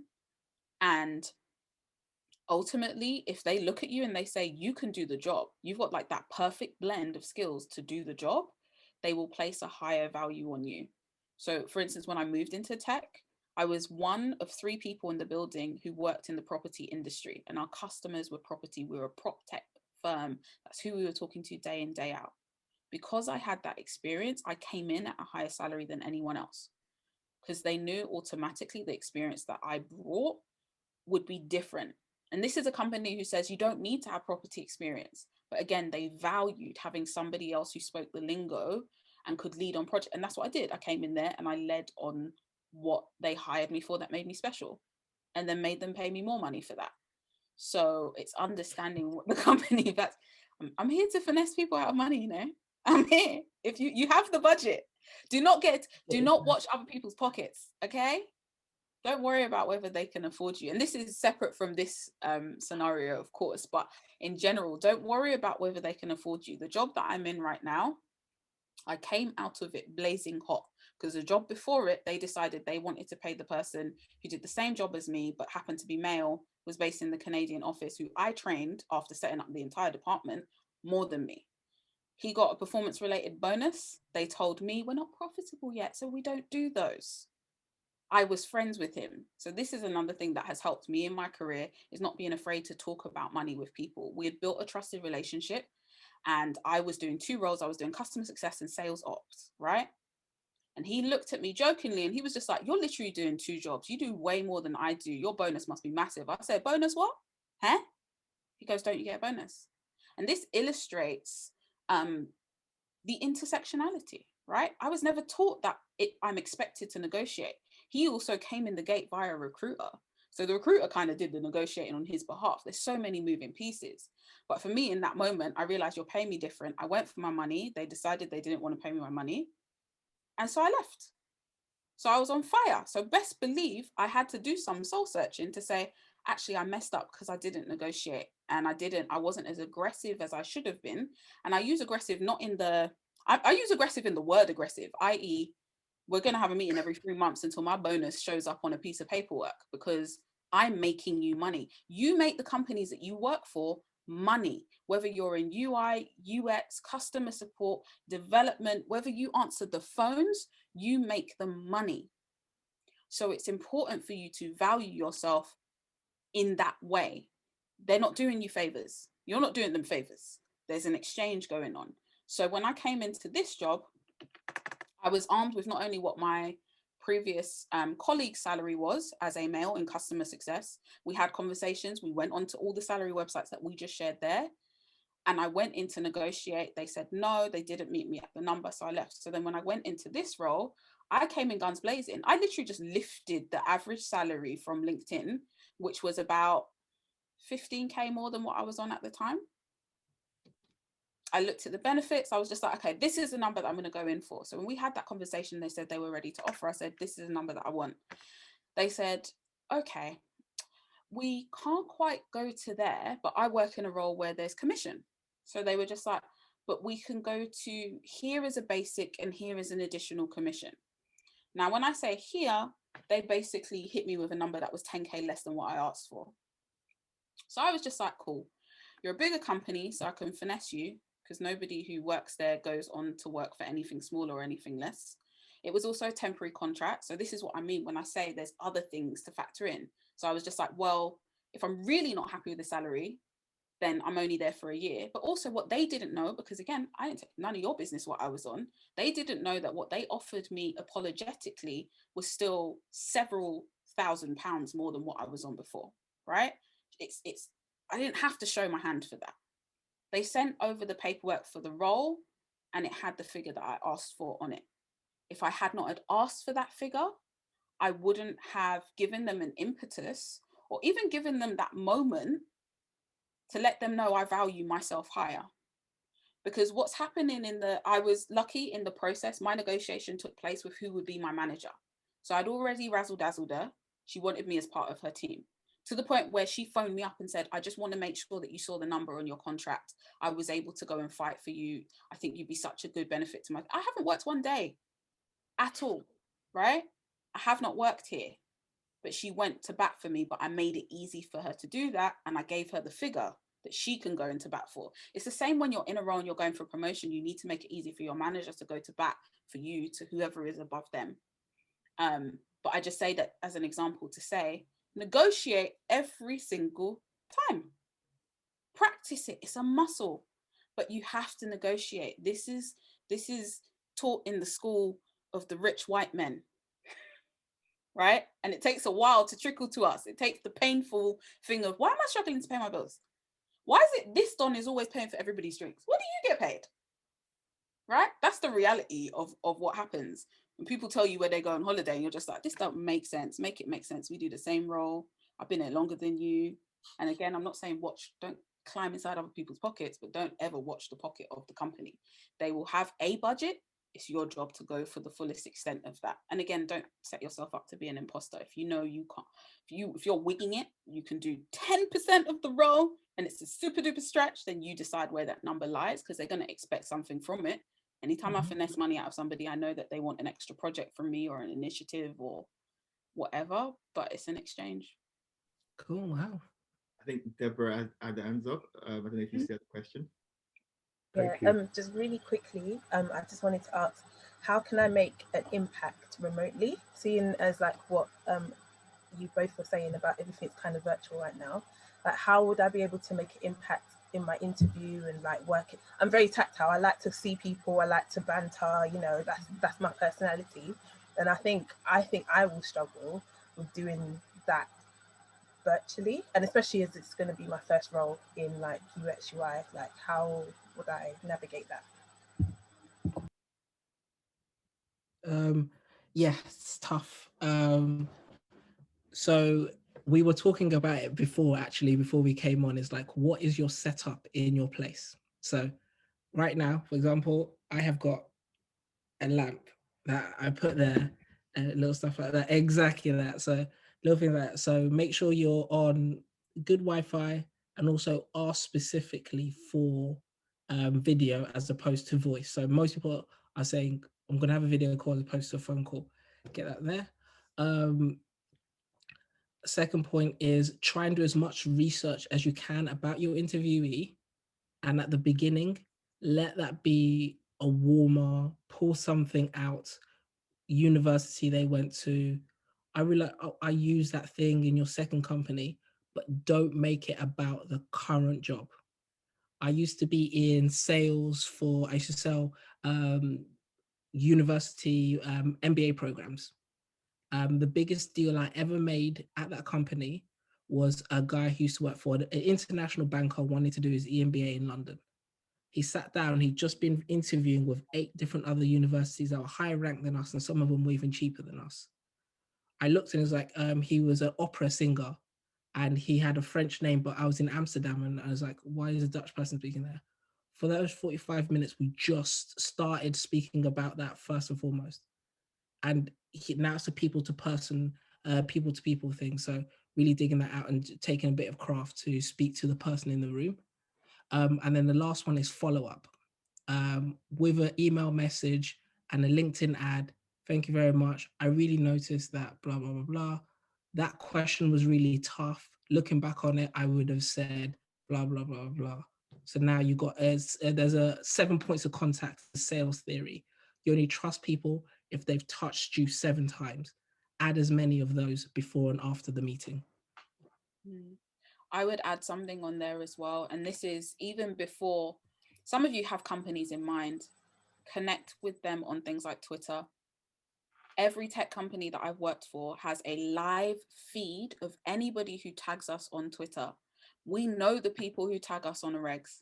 We know the people who tag us and our competitors in the same tweets. We know people who tag us and actually say something. So in the similar sort of techniques that Akbar was showing about LinkedIn, you can do the same things on Twitter. We recently changed our branding at the company that I work for. I call it dark mode because it's black or purple and whatever in it. People went nuts on Twitter.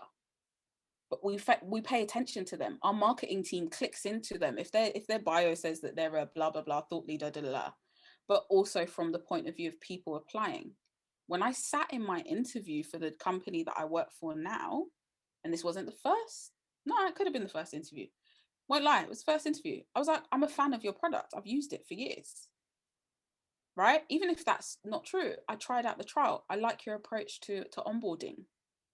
Right? And again, this goes further into the conversation. So that's not necessarily your opener, but let them know, I see you and I see what you're doing. I've thought about what you actually do and what it could be like. It goes to a question that I answered by typing on the Slido around asking questions at the end of the interview. Yes, yes, yes, at least one, to show that you did your homework and to show that you're thinking deeper about the role. How many people are in the team? You know, a lot of people tend to go for the what's your favorite thing about the role, but actually surprise them to go one level deeper. The industry was hit a lot last year, you know, coming out of that, did that change your business strategy? And then they go, oh, you're making me do work now. Oh, because you want to know what the dealio is. How long would you say it would take for somebody who was successful in the role to ramp up? You know, what's the onboarding?